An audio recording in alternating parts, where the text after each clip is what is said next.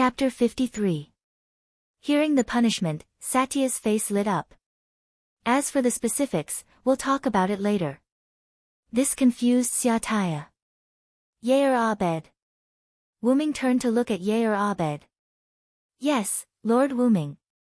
Wuming took out another ring of Anziwargong and handed it to Yair Abed. Lord Wuming, you.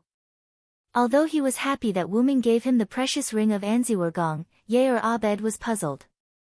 After all, he did not make any contributions. I've decided to leave Nasariq temporarily and head to the other world. So, I've decided to give you this ring to manage Nasariq while I'm away. How can that be, Lord Wuming? You should let my protectors lead the way to the other world, Yair Abed shouted. That's right, Lord Wuming. It's too dangerous for you to go personally, Demiyugos added. Seeing the worried expressions of the protectors, Wuming smiled. There's no helping it. I'm the only one who can traverse worlds with the staff of Anziwargong. At most, I can bring 1 or 2 people. So, I can only be the vanguard. Of course, that was a lie. The staff of Anziwargong only had the ability to bring people. Traversing worlds was Wuming's ability as the origin dragon. In that case, Lord Wuming should bring me along. As the person with the highest defense in Nasariq, I can definitely protect Lord Wuming, Yair Abed said. No, I've already confirmed the number of people. It's Satya and Sebastian. What? Satya and Sebastian were stunned. Then, they immediately knelt before Wuming. Your subordinates will do our best to live up to Lord Wuming's expectations and accept this punishment. Both Zaisha and Sebastian treated this as a punishment. Rise, everyone. It's not without reason that I brought Satya and Sebastian along. The reason for bringing Satya along was firstly that Satya's ability was outstanding among the guardians. She could be said to be one of the best. Secondly, it was to punish her. On the other hand, Sebastian's fighting ability is unparalleled, and his identity as a butler can easily conceal us. After all, I don't really need too much defense. As a root dragon, my defense has always been very high. Although saying this would make Yair Bade sad, Wuming really didn't want to bring Yair Bade along. Now that you're here, my trip has become a trip to hell. Yair Bade and Demiyugos did not speak. Seeing that the 2 think tanks did not speak, the other guardians did not have any intention of speaking either. It's decided then. Also, I'll inform Pandora Yakut to leave the treasury. No one can invade that place. I'll let her play my role while I'm not in Nasariq. If there's anything, Yerbed and Demiyugos can discuss it with Pandora. That's it. The meeting is over. Zaisha and Sebastian will stay behind. The rest of you can leave. Yes, Lord Wuming, everyone shouted in unison. Before Yerbed, who was the last to leave, left, Wuming said, I hope you can use this ring well. I hope you can make good use of this ring. When I return, I will see a more perfect Nasariq. Just like that, Yerbed left with an excited expression. Wuming exhaled and looked at Zaisha. In that case, Zaisha, you have to be prepared to stay in the staff of Ains Urgong for a long time. Go and prepare your bed. Ha! A moment later, Zaisha left the meeting room with an indescribable expression. Sebastian, you might not be able to see Kialiai for a long time. Forgive me for breaking up your reunion with Kialiai, Wuming said apologetically. How could that be? Master Wuming, to be able to serve by your side, let alone a punishment, in my opinion, this is the best reward for me, Sebastian Dean, Sebastian said solemnly. Well, I'll give you some money. Go shopping with Kialiai and buy something. Let her enjoy the days with you first. This is also my greeting to the new member of Nasariq. With that said, Wuming took out a bag of gold coins and put it in front of Sebastian. Thank you very much, Lord Wuming. Sebastian put away the money bag and bowed to Wuming. Go, I'll inform you when it's time to leave. It should be in 5 days. Yes, Lord Wuming. Click. With the sound of the door closing, Wuming was the only one left in the meeting room. Well, it's time to meet Pandora. Teleport. Wuming activated the ability of Anziergong's ring and arrived in front of the treasure vault. Walking into the treasure vault, Wuming came to a room similar to a luxurious living room. On the sofa in this room, a skeleton wearing a gorgeous blue-black mage robe was sitting on it. It was a dead mage. Who will it be this time? Pandora Yakut's race was a double phantom, which was the same race as Annabelle. However, Annabelle's race was only level 1, which meant that she could only transform into one appearance, which was Annabelle's current appearance. Pandora Yakon's race ability was level 41, which meant she could transform into 41 appearances. Because of Pandora's special skill, the appearance Pandora transformed into could have 80% of the original's ability. Pandora's current appearance was one of Anziergong's 41 players, and Pandora's 41 targets were Anziergong's 41 players. If she wanted to transform into another person, she had to give up one of the 41 players she had cloned. However, Wuming asked for a spell to make up for the double phantom transformation ability in the uninscribed spell book. Using a special spell to record the character's information that had been cloned and save it on a special paper, so that the character's transformation ability could be transferred from one's own skill to a special container, and then continue to copy other characters' information to transform into that person's appearance. Wuming, on the other hand, had already prepared the special paper. Oh, Lord Wuming, welcome. The appearance of the dead great magician in front of him gradually changed, turning into a strange humanoid with completely white skin, wearing a German military uniform and a military cap. He had no facial features. In the position of the facial features, there were some holes as the representation of the facial features. Pandora, I have something to tell you. After briefly explaining Wuming's idea and the special paper Wuming took out, Pandora instantly understood. Understood.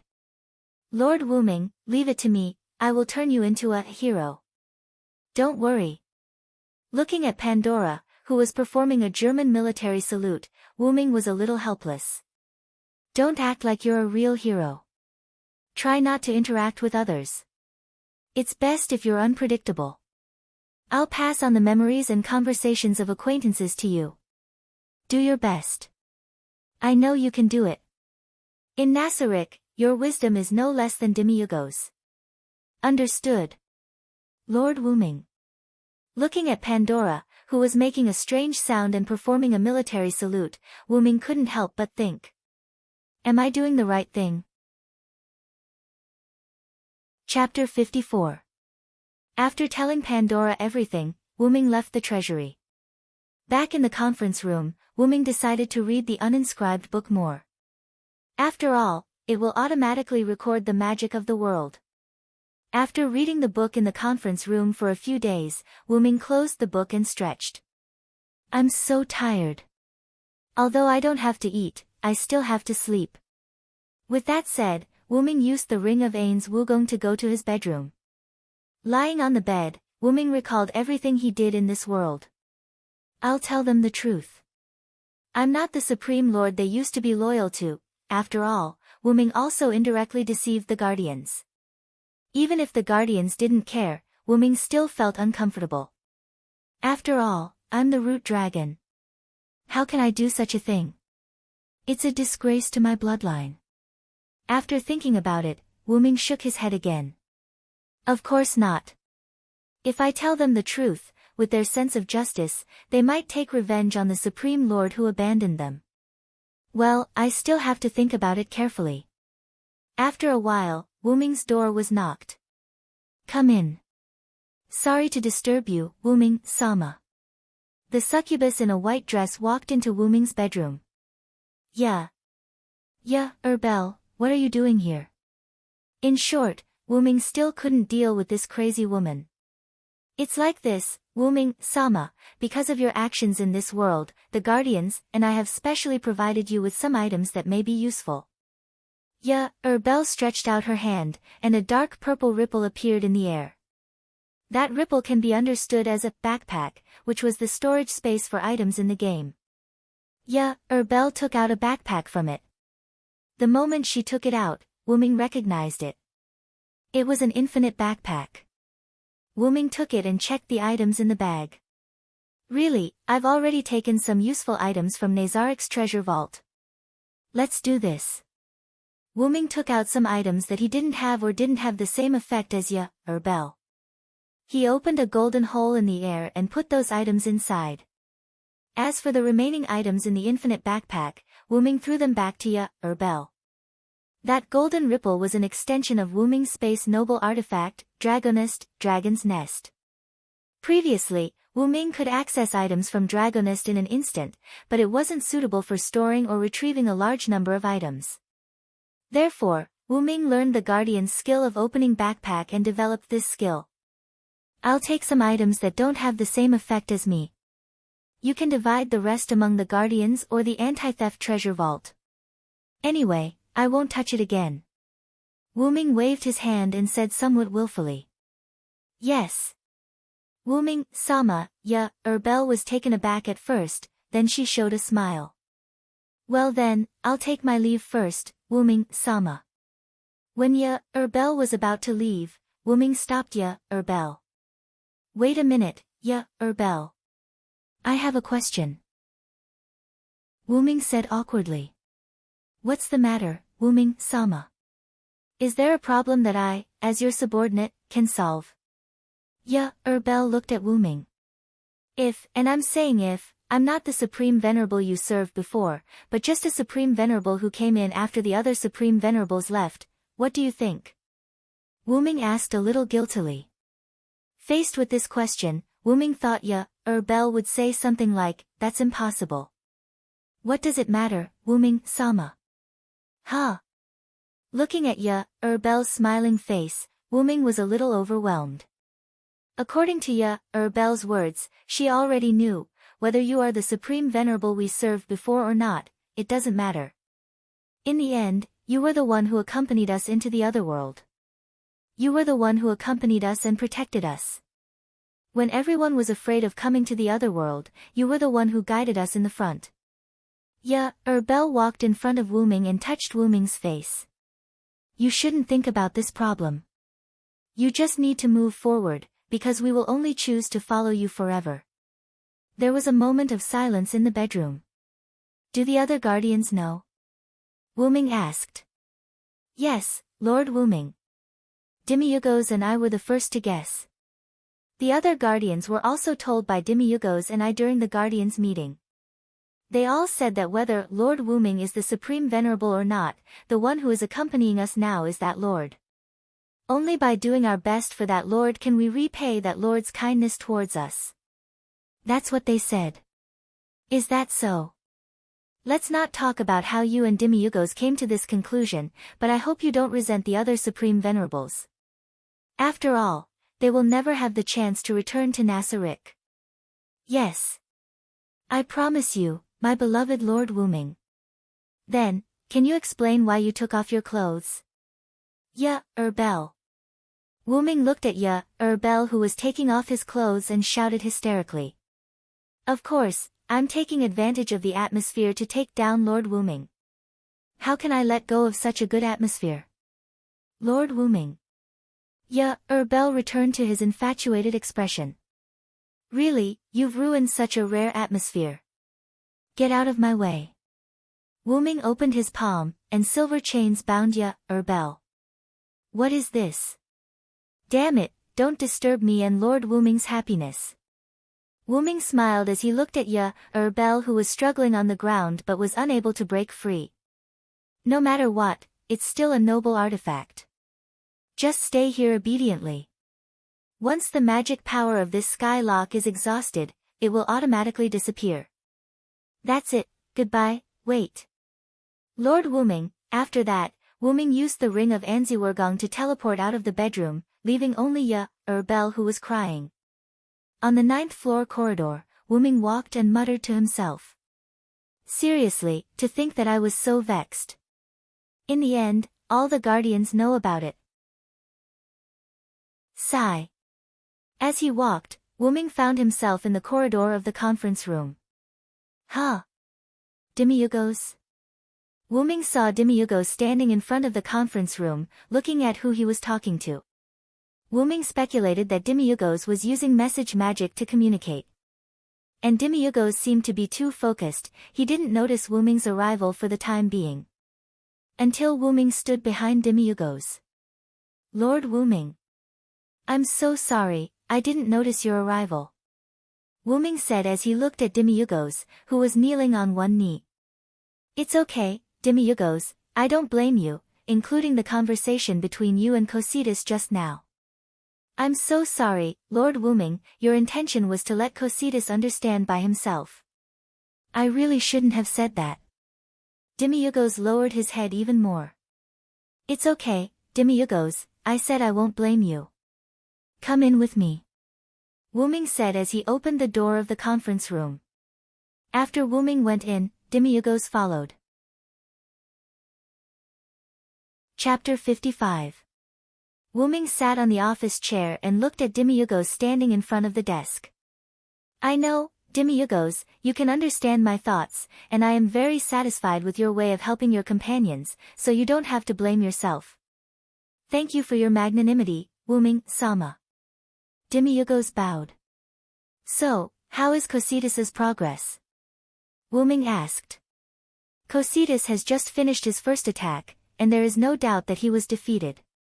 Well, I think so too.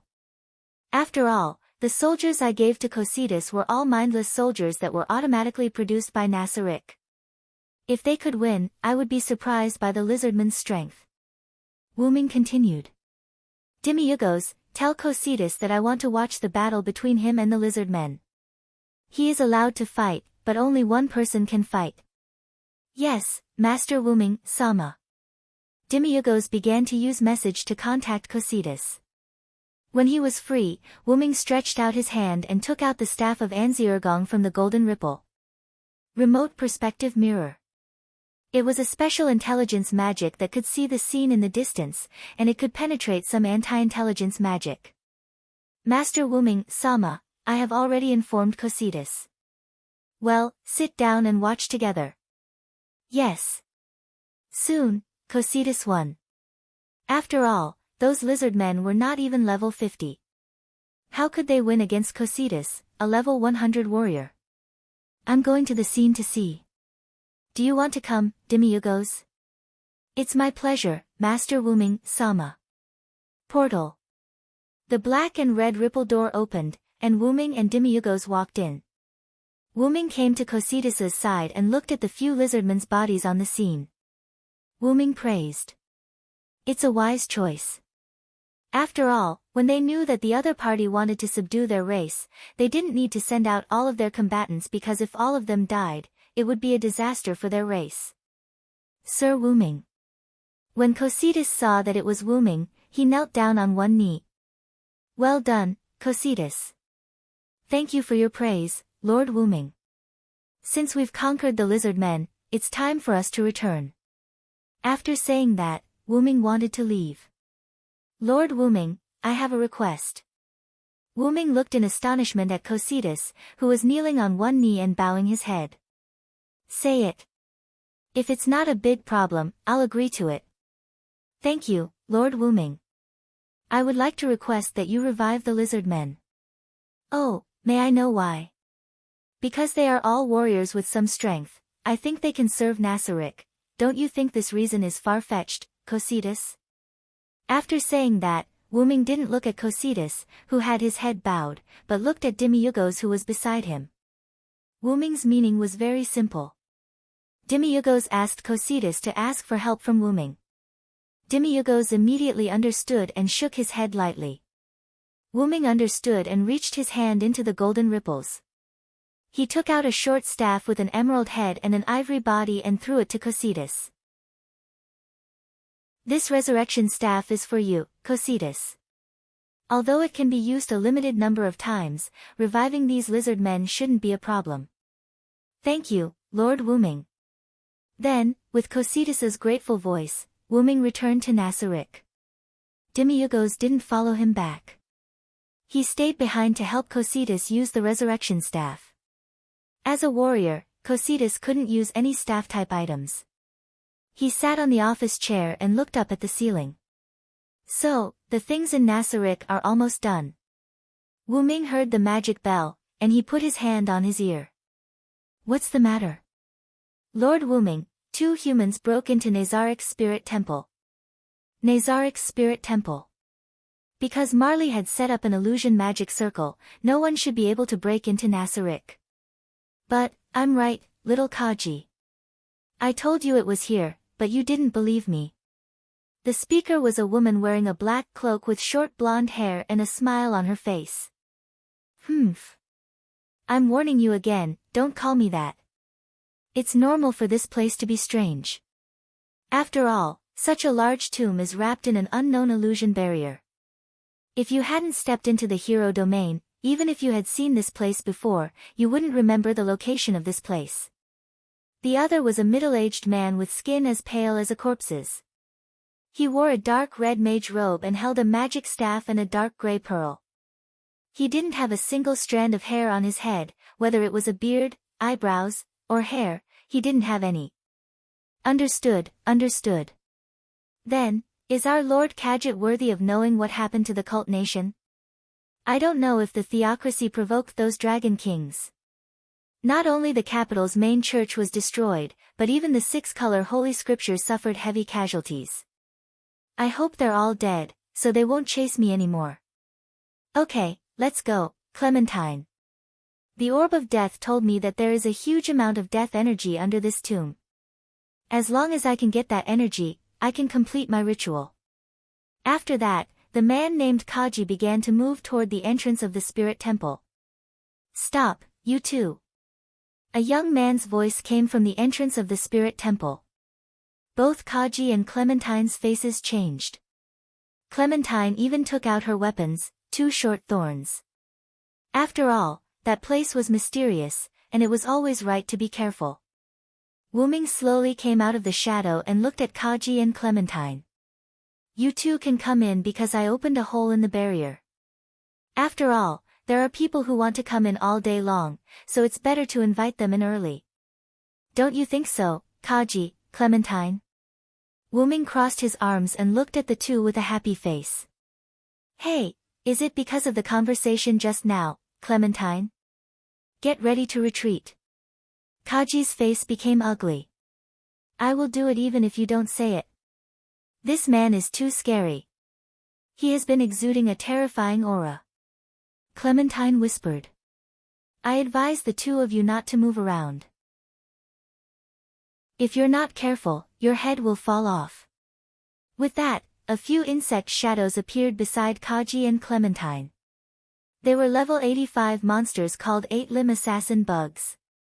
They were responsible for Wu Ming's safety in Nasarick. At this moment, the front blades of these 8-limb assassin bugs were placed on Kaji and Clementine's necks without any blind spots. What? When? Hey! Then, Wu Ming said to the side. Shadow demon, capture them. With that, Wu Ming's shadow flashed, and a shadow rushed toward Kaji and Clementine. In an instant, the shadow covered the two. Wu Ming didn't even look and left. Anyway, Demiyugos would take care of it. It's about time to leave Nasarick and go to the other world. I'll leave tomorrow morning. With this thought, Wu Ming left the surface of the tomb in Nasarick. Then, Demiyugos appeared where Wu Ming was standing before. Demiyugos pushed up his glasses. Send them to the House of Reality in the 5th level, Ice Prison. Let Nihilus take good care of them. With that, he left like Wu Ming. A moment later, the 8-limb assassin bugs and the shadow demon also disappeared. Only the empty spirit hall was left on the surface. Chapter 56. Wu Ming gave his final instructions and left with Satya and Sebastian the next day. Under the effect of the staff of Anzirgong, Satya and Sebastian were sent into the space of the staff of Anzirgong by Wu Ming and fell into a deep slumber. After transforming into his dragon form, Wu Ming entered the space-time tunnel. Wu Ming kept flying in the space-time tunnel. Looking at the light spots in the tunnel, Wu Ming could not help but recall his previous transmigrations. When he transmigrated to the country of shadow, Wu Ming was not familiar with the structure of the space-time tunnel and was sucked in. After that, Britain was summoned by Merlin. It could be said that Wuming had tricked himself. After that, he transmigrated again because of Morgan Le Fay's curse, causing Wuming to leave that era and enter the space-time tunnel. Entering ancient Babylon was caused by the crazy Wu Ming wantonly destroying the space-time tunnel, which was caused by external factors. The alternate world where Nasarick was located was brought in by Wu Ming's curiosity. Therefore, strictly speaking, Wu Ming could be considered to have transmigrated on his own initiative and was not as passive as before. Just as Wu Ming was thinking, a light spot flickered not far ahead. As if they had a telepathic connection, Wu Ming subconsciously nodded. The space-time door opened. Wu Ming tilted his head and thought for a while before plunging in. Then, the space-time door closed. Wu Ming felt as if he had returned to his mother's embrace. His entire body was filled with warmth. Wu Ming had the thought of falling asleep again. However, this thought was not serious. After resisting his sleepiness, Wu Ming opened his eyes. At this moment, Wu Ming was in his human form in an indescribable substance. It was like water, gas, and fog. In short, these substances gave Wu Ming a chaotic feeling. However, it made Wu Ming feel very comfortable. Is this the root? Wu Ming had guessed correctly. This was the root of the M-shaped moon world. The shining light spot from before was just a resonance between the M-shaped moon world and Wu Ming. Because of this resonance, Wu Ming opened the space-time door subconsciously. Then, how do I get out? After all, even if the root was Wu Ming's home, this home was too big. Moreover, Wu Ming had never been to this home before. He left this home after he was born. Do I have to stay here until I can enter and leave the root on my own? This feels good. The root is home is the root's bloodline. Just as Wu Ming was thinking, he seemed to have received some news. It was as if someone was talking to him. Wu Ming opened his eyes wide in surprise. Are you for real? I don't mind. If I were to sleep here, I would have nothing to do. Wait. Wait.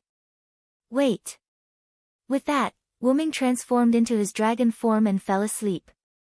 The dream had begun. An ordinary village, a group of ordinary farmers, a group of ordinary playmates, and an ordinary war. Wu Ming seemed to have turned into a baby and was born in this village called Dong Remy. As if he was watching a movie, Wu Ming realized that time was passing by quickly. In the blink of an eye, Wu Ming was already 16 years old. However, the memories of these 16 years were still intact in Wu Ming's mind. Just now. What was that? 16 years of memories. That's unbelievable. Wu Ming now felt like he was watching a movie. He could only watch what he was doing and couldn't interfere with it. However, this body was indeed his. No matter what this body said or did, it was Wu Ming himself. Is this the process of falsifying an identity? Sigh. The restraining force acted too fast. I told you to wait. That's right, in the root, Wu Ming received the restraining force's greeting. Because Wu Ming signed a contract when he was born, but because he was immediately sent away from the type moon world, Wu Ming did not leave any traces in the type moon world. Although Wu Ming left his traces in the ancient Celtic, ancient British, and ancient Babylonian worlds, it was not because of the two restraining forces in the type moon world, but because Wu Ming joined it himself. Therefore, the planet's consciousness, Gaia, and the human consciousness, Alea, created a new identity for Wu Ming to achieve his ultimate goal, heroic spirit. In this way, Wu Ming's main body was sleeping in the vortex of the root, absorbing the power of the root. Wu Ming's intention was to enter the heroic spirit palace prepared for Wu Ming by the restraining force to form a heroic spirit. However, Wu Ming had the right to leave the heroic spirit palace. After all, when they signed the contract, they signed an equal contract, so Wu Ming did not have to worry about being trapped in the heroic spirit palace. Besides, the heroic spirit palace could not trap the root dragon. Of course, it was an adult. The scene changed. The country Wu Ming was in was troubled by war for a long time. A girl who had a good relationship with Wuming came to chat with Wuming. Sodric, you really are here. Looking at his blonde childhood sweetheart, Wuming said. Wuming put his hands behind his head, lying on a piece of hay, and said uninterestedly. Ah, what's wrong, Jehan, why don't you pray for the Lord's arrival and listen to the voice of the Lord? Why are you looking for a lazy false believer like me? That's right, in this village, Wuming was arranged to be a believer of the Lord because of the persecution of the war. Well, don't say that, Sodric, I have something to tell you. Wuming sat up from the ground. Say it, I'm your childhood sweetheart. Jehan blushed a little. She sat next to Wuming and hugged her knees with both hands. Actually, I heard the voice of the Lord. Wuming didn't say anything. The Lord said, why do people fight? Wuming still didn't say anything.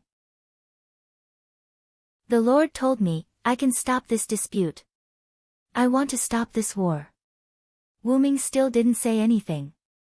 It's just, a little scared, is my ability enough, let's do it together. Ah. The girl named Jehan looked at Wuming in surprise. I don't feel safe letting a village girl like you go to the battlefield. Since we used to take a bath together, I'll protect you. Wuming smiled at Jehan, showing his white teeth. What are you talking about? We took a bath when we were very young, it doesn't count. Jehan blushed. How can it not count? Jehan, are you going to abandon me? I'm prepared to marry you when I grow up. Wuming showed a smug smile. WH. What? I'm not ready yet. No. No. The girl struggled to get up and ran into the distance. As Wuming laughed, the girl hid under a tree and put her hands over her heart. After the war. I can consider it. Chapter 57. After that, the boy and the girl left the village and headed for an important city in France. After a long and dangerous journey, the boy and the girl became a member of the army. The girl got the command of the army because God's revelation was verified. With the help of the boy's wisdom and advice, the girl won one battle after another. In the end, even without the boy, the girl kept winning. And because of the boy's outstanding military talent and powerful force, soon, his status in the army rose and caught up with the girl. In this way, King Charles VII, who was helped by the girl and the boy, divided the French army into two parts and gave them to the boy and the girl. In this way, in less than 2 years, most of the invaders were driven out of France by the efforts of the boy and the girl. The people called the boy Celestial General Sodric, and the girl Saint Joan. And when the invaders were driven out, the girl was captured and slandered as a witch. The British authorities decided to execute the girl in Rouen, France, by burning her at the stake. After the boy failed to get the support of the French nobles and the king, he left the army and went to rescue the girl alone. When the boy came to the execution ground, the girl was already deep in the sea of fire, and the boy directly rushed into the sea of fire and hugged the girl. In the end, the boy and the girl were burned together. Only then did France manage to drive out all the invaders from England. The French king conferred the title of a general to commemorate the boy's achievements. And the girl, after being slandered as a witch, was canonized as a saint in Vatican City hundreds of years later. At this moment, the boy opened his eyes with tears in his martyr's palace. Jehan. As if it was just a moment ago, Wuming's eyes were still filled with tears. As if it was a long time ago, Wuming's eyes were full of confusion. Seriously, if you want to make history a mere figurehead, then so be it. Why did you give me such an annoying identity? Wuming wiped the tears from the corner of his eyes. I said before that I won't cry anymore, but I cried again. Wuming laughed at himself. But I heard the last sentence clearly, Jehan. Alright, let's see if there's any place where I need to be summoned. Wuming sat on his seat in the martyr's palace and closed his eyes to sense the surroundings. This could be considered Wuming's privilege. Other heroic spirits could only be summoned passively, but Wuming could choose to take the initiative. As for Wu Ming, he only needed an opportunity to appear on his own. Lord, Wu Ming opened his eyes. Yes, that's Jihan's voice. Since he didn't need to pay attention to the heroic spirit's body in the Valhalla, Wu Ming prepared to directly descend his consciousness into the servant's body. Wu Ming's body began to glow. Then, as if he had fallen asleep, Wu Ming closed his eyes. In a certain cemetery, there was a middle-aged man with 3 scars on his face. His name was Lion Jiali. He was a magician and was holding a ceremony. Thy body shall be my life, and my fate shall be thy sword. In accordance with the Holy Grail's request, if you are willing to abide by this principle, then respond. I hereby swear. I am the one who becomes all the good in the world, I am the one who suppresses all the evil in the world. Thou, bound by the 3 spirits of words for 7 days. Wheel of self-restraint, come forth. Guardian of Libra. The magic formation in front of him produced a large amount of storms that constantly impacted everything around him. Lion Jiali raised his arms to cover his eyes and head. After a while, the smoke slowly dispersed, revealing the person standing in the magic formation. A knight wearing a white armor with red patterns and holding a red magic sword stood there. The knight's helmet began to disintegrate and scattered around the armor like a machine, revealing a pretty face with a single golden ponytail. There was an unruly smile on her pretty face. I ask you, are you my master? However, Lion Jiali in front of the female knight didn't speak. Instead, he looked at her with a shocked expression. The female knight was a little puzzled and looked at Lion Jiali fiercely. Hey! Say something. Bastard! He is surprised that he can summon 2 servants at once, Mordred. What? A voice came from behind Mordred. Mordred didn't seem to know that there was someone behind her. She hurriedly jumped away and raised the magic sword in her hand.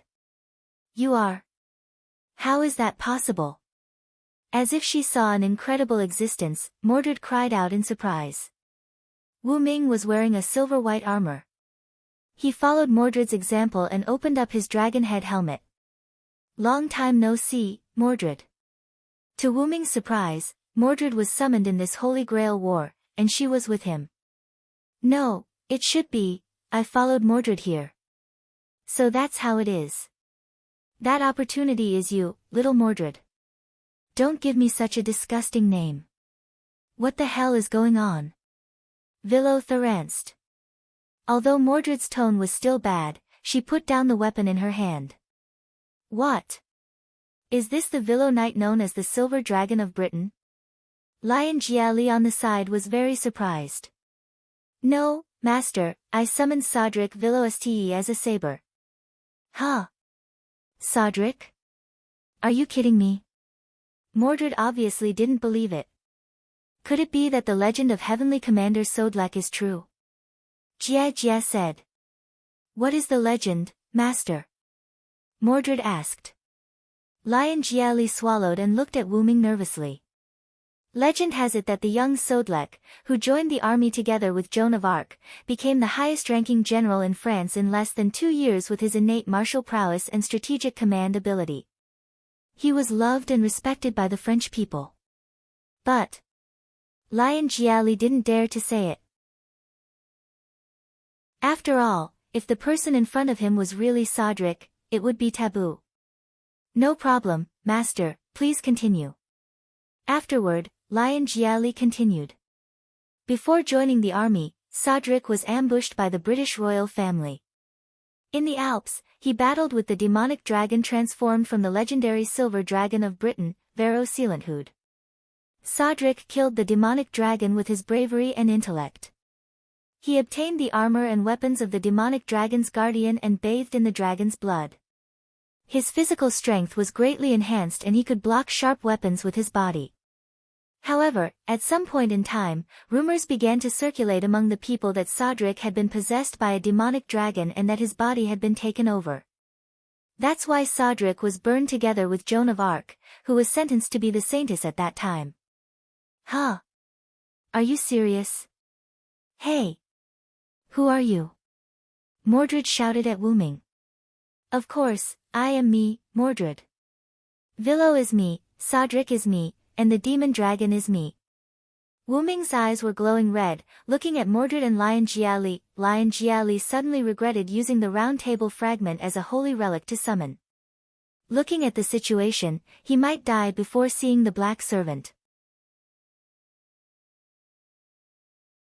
Chapter 58. Mordred protected Liu Jiali and pointed her sword at Wu Ming with both hands. Wu Ming looked at the two with a smile. Both sides were on the verge of fighting. Then, Wu Ming spoke. Okay, I'm kidding. After all, the magician behind you is not only your master, but also my master. Speaking of this, Lion Jiali realized that the other party had also been calling him master all this time. Looking at his hand, Lion Jiali exclaimed in surprise. Are you for real? I actually have 6 command incantations. Wu Ming and Mordred both looked at Liu Jiali's hand. Liu Jiali's left and right hands had a red pattern similar to blood clots. Each pattern was composed of 3 lines, and the thickness and shape of each line were different. That is the command seal. Normally, there should only be 3 command incantations, but having 6 command incantations meant that Jia Jiali had 2 servants. Well, for the time being, just think of me as a reincarnated Villo Knight. That's it, please advise me, Master. And, you can perceive the connection between us, can't you, Mordred? Yes. Mordred didn't say anything, but she was very unhappy. After removing the sword and armor in a very unhappy manner, he turned around and said to Jia Jiali, my real name is Mordred. Nice to meet you, Master. Then Wu Ming also officially reported his name. My real name is Sodlek. Please take care of me, Master. Please advise me, my name is Liu Jiali. Liu Jiali said helplessly. Let's not talk about the 2 servants you summoned. You actually summoned a knight of the round table in this place, are you a necromancer? Mordred crossed her arms and said with a look of disgust. Yes, my childhood was accompanied by corpses.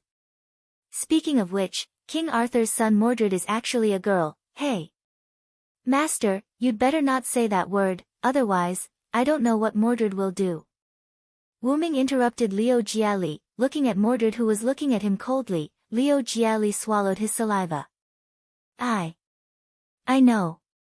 So, what is your wish? Liu Jiali first looked at Mordred. Of course, I want to challenge you to pull out that sword, but I think with my qualifications, I will definitely pull it out. Mordred said with a proud face. How is that possible? Wu Ming accidentally laughed. What did you say? Villo. Believe it or not, I'll kill you. After saying that, Mordred was about to condense a sword and slash at Wu Ming. The position of king has already been decided. Mordred, it doesn't mean that just because you have the right to be king, you can pick her up. Jia Jiali on the side. Why do you say that? You also know that I was a knight during King Yosef's time. As the strongest knight at that time, King Yosef naturally told me about the next king. Wu Ming looked at Liu Jiali, then looked at Mordred and continued. To be precise, even if I tried to pull out the sword, I could pull it out. The reason why I couldn't pull it out was because Merlin cast a spell, making everyone who tried to pull it out at that time unable to do so. Only my king could pull it out. Hearing this, Liu Jiali was dumbfounded. What? It was Merlin who interfered. Mordred expressed that she was very angry. However, to pull out that sword, having the qualifications of a king is the most important thing. At that time in Camelot, other than my king and me, no one else had the qualifications of a king. However, if you win the Holy Grail, you can try. Mordred, I have to tell you, you are not inferior to my king. My king didn't accept you because she knew you couldn't bear the fate of Britain. These words caused Mordred to fall into silence. Then, as the first knight of King Arthur, the Villo, and as the general of France in the 100 Years' War, what do you wish for? Liu Jiali asked. Wu Ming smiled. I participated in the Holy Grail War this time because I have something to do with a servant, so strictly speaking, I don't have a wish. Huh? Liu Jiali cried out in surprise. After all, in Liu Jiali's view, whether it was the Knight Villo or the General of France, they were all tragic figures. The former became a demonic dragon because of the curse of the Black Magician and was sealed. The latter was slandered by the British royal family and was rumored to be a demonic dragon. In the end, he was burned to death with Joan of Arc. Therefore, in Liu Jiali's view, it was a bit unrealistic for Wu Ming to say that he had no wish.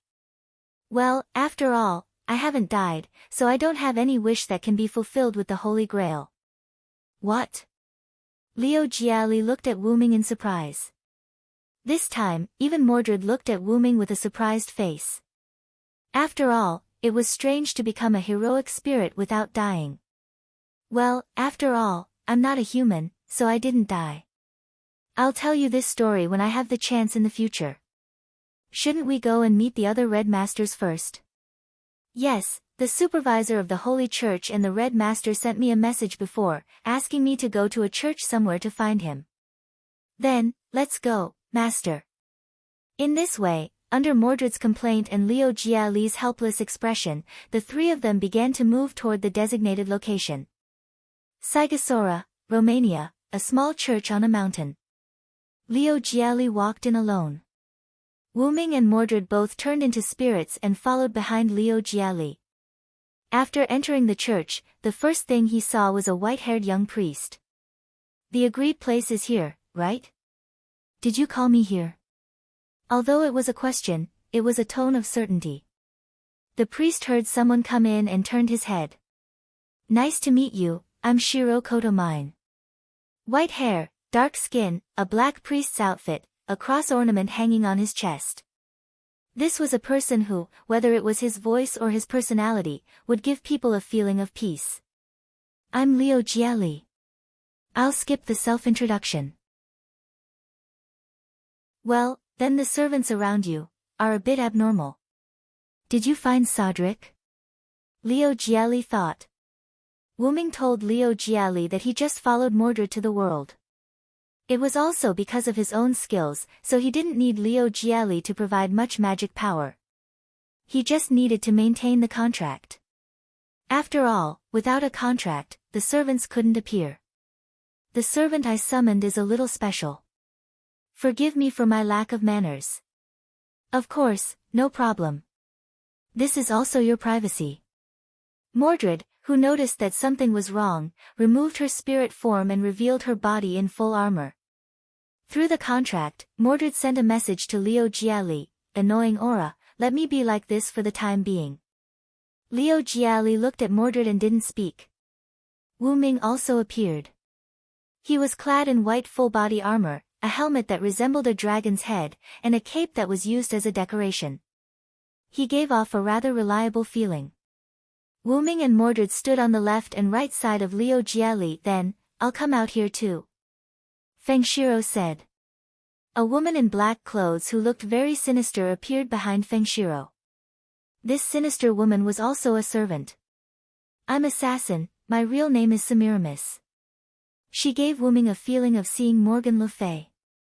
Immediately, Feng Shiro and Liu Jiali sat on the chair in the church and began a short conversation. After that, Liu Jiali said that he wanted to act alone. So, you're not going to act with other masters? Are you not used to group battles? Feng Shiro asked. Yes, and I have enough power here, so I'm not going to act with you. Liu Jiali said calmly. After that, Liu Jiali got up and walked toward the door. I wish you a prosperous martial arts, Mr. Liu Jiali. Liu Jiali opened the door and walked out. Thank you for your blessing. Peng dash. The door closed. Chapter 59. After walking out of the church, Wu Ming and Mordred entered spirit form. How is it, did he chase after us? Liu Jiali asked. No, but you can rest assured, because this guy is super strong. Mordred conveyed her words to Liu Jiali through the contract. you really think highly of me, Mordred, Wyrm teased. Although I don't want to admit it, if this guy still has the power of a knight, we will win this Holy Grail war, Master. Oh, although I know that King Arthur's first knight is really powerful, Saber, is Sodric really that strong? After all, from the conversation with Leo Gialli, he knew that the number of times the knight Villo in King Arthur's history was not many, and he was basically the commander. Of course, Master, this guy can be said to be in existence that even my father may not be able to defeat. Although I don't want to admit it, the Villo is indeed the strongest in Britain. Looking at Leo Gialli's shocked expression, Wyrm said. Well, let's not talk about the combat power first. After all, I came as the French General Sodric, so it is inevitable that there will be some differences in ability. Is that so? Then, this name is a problem. Both of you are Saber, Master, please call me General. General? That sounds like the French word for general, right? Alright, I'll call Sodlek General from now on, and Mordred Saber. Why? I also want a different name.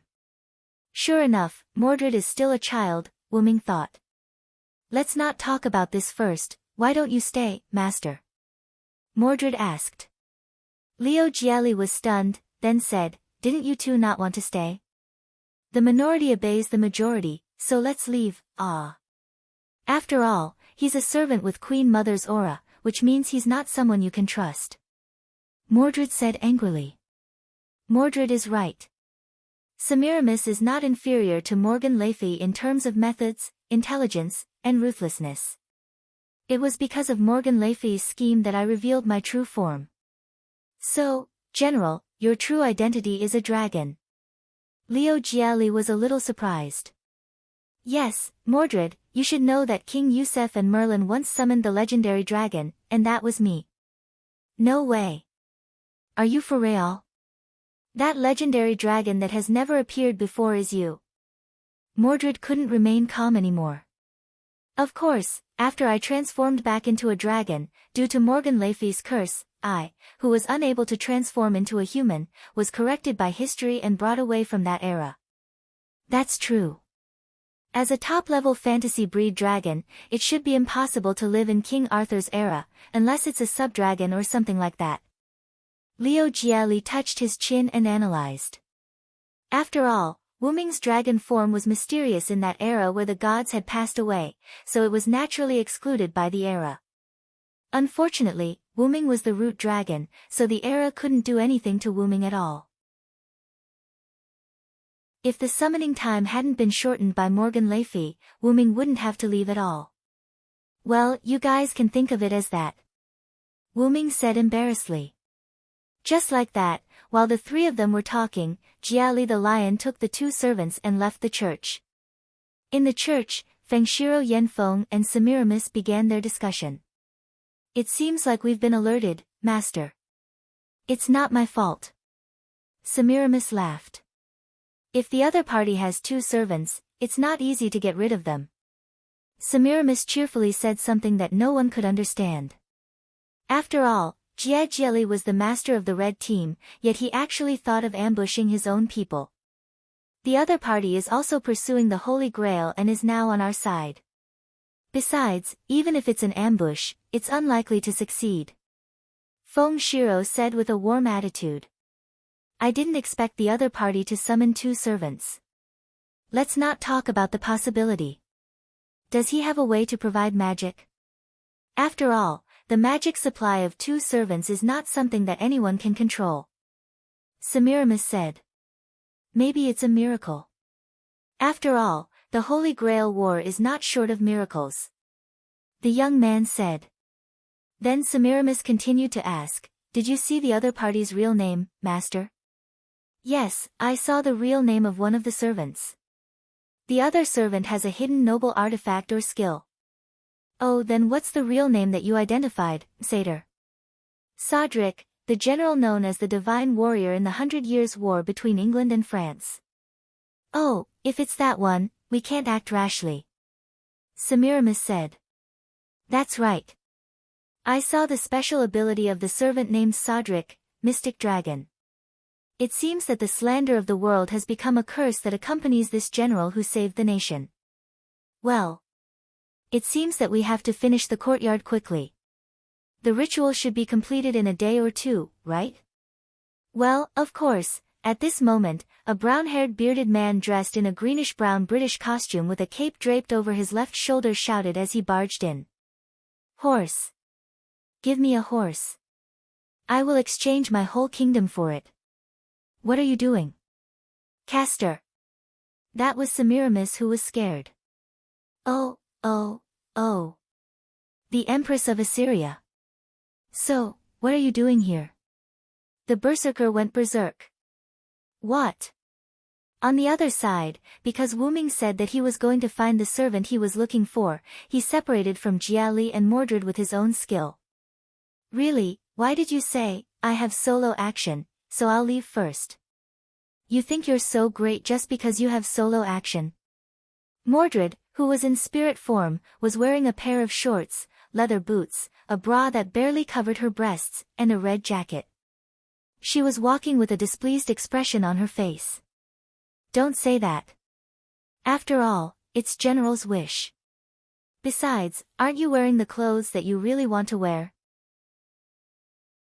Jiali walked beside Mordred and observed the surrounding terrain.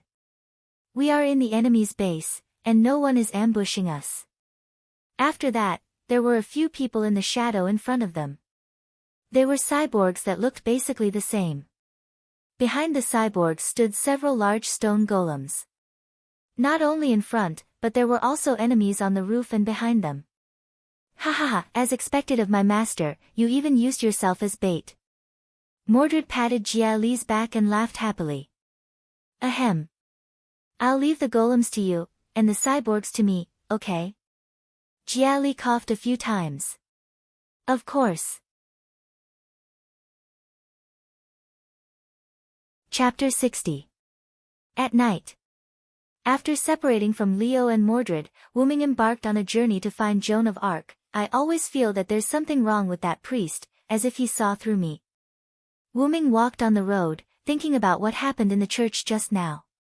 Forget it, the most important thing now is to find Jean. She must have appeared as the ruler. Since it's a daily routine, she will definitely come here, Tulifas. What I need to do now is to set up some detection magic. Wuming couldn't help but show a proud smile. Fortunately, Dragonist also descended into this body as a noble phantasm. After finding a hidden place, Wuming opened Golden Ripple, reached into his hand, and took out a large number of scrolls. I remember Yael and the others gave me a scroll with reverse detection magic. Sure enough, after picking and choosing for a while, Wuming found the scrolls. That kind of scroll could block the opponent's detection magic, which was the so-called falsi with the ability to see through the truth. Wuming planned to set up that kind of scroll in many places. Well, although there are many skills in the game that can detect this kind of magic, I believe that unless it's a servant's special skill, it's impossible for a magician to detect this kind of magic. Then, Wuming began to run all over Tulifas.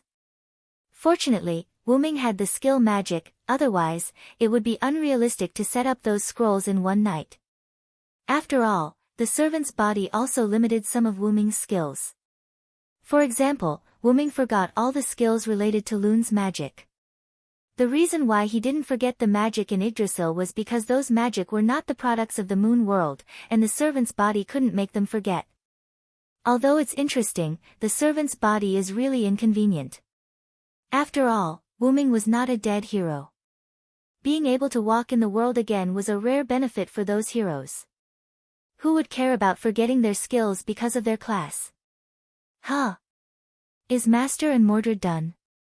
Just as Wuming was setting up the magic scroll, he detected that Jiali and Mordred were ambushed by the Yugamirene side. However, this ambush was only a probing attack by the cyborgs and the marionettes. Right now, Jiali and Mordred were heading towards Wuming. Wuming sat on a big tree and looked up at the starry sky, waiting for Jiali and Mordred. The starry sky in Nasaric time is still the best. That's why, as long as we win the battle, it's fine even if we have to use our teeth. This was Mordred. Where did you come from, berserker. Seriously. This was Lion Jiali. Yo, did you have fun, Saber? Wuming jumped down from the tree and waved at Mordred. How could it be fun? Those magic puppets can't even take a beating. Mordred shrugged. Looks like it's a test by the other side. Well, General, have you found the servant you're looking for? Is she really not a member of the black side?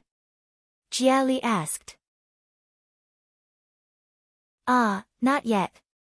But didn't I say that she will only become a ruler, not a servant of both sides? Wuming said. It better be true. If she's not a ruler but a black servant, I will definitely beat her until she pisses her pants. Humph. Mordred turned her head away fiercely. Actually, I've been curious for a long time. I remember in King Arthur's legend, Mordred and the Villo had a good relationship. Before Lion Jiali could finish speaking, a crimson-red scarlet thunder demon's sword was pressed against his neck. Who would have a good relationship with him? Be careful if you keep talking nonsense. I know, put down the sword first. Jiali said embarrassedly. Hearing this, Mordred put down the sword. Ha ha ha ha, you're right, master. Mordred and I have a good relationship. As for why Mordred is so mean to me, it's just a matter of bloodline. Wuming smiled and patted Jiali's back. It was rare that Mordred didn't refute. She just turned her head away. Seeing this, Jiali knew that it must be another story, so he didn't ask anything more. Well, where are you going next? Wuming asked.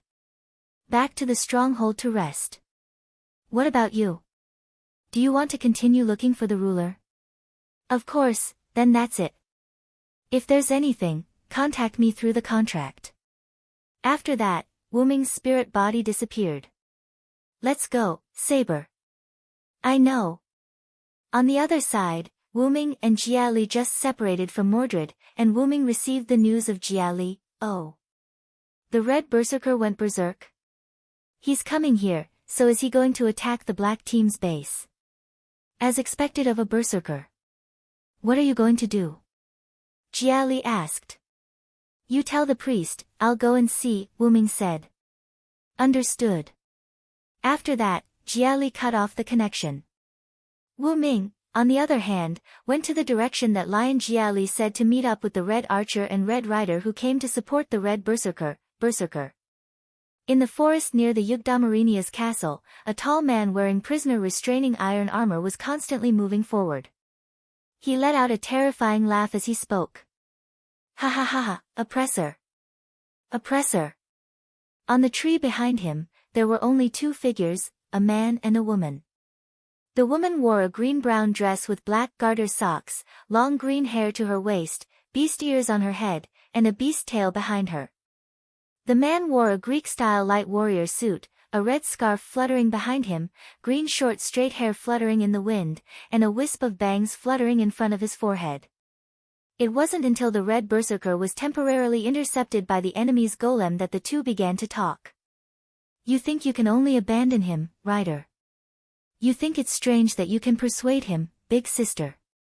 My name is Atlanta, don't call me big sister, Achilles, the woman who claimed to be Atlanta said.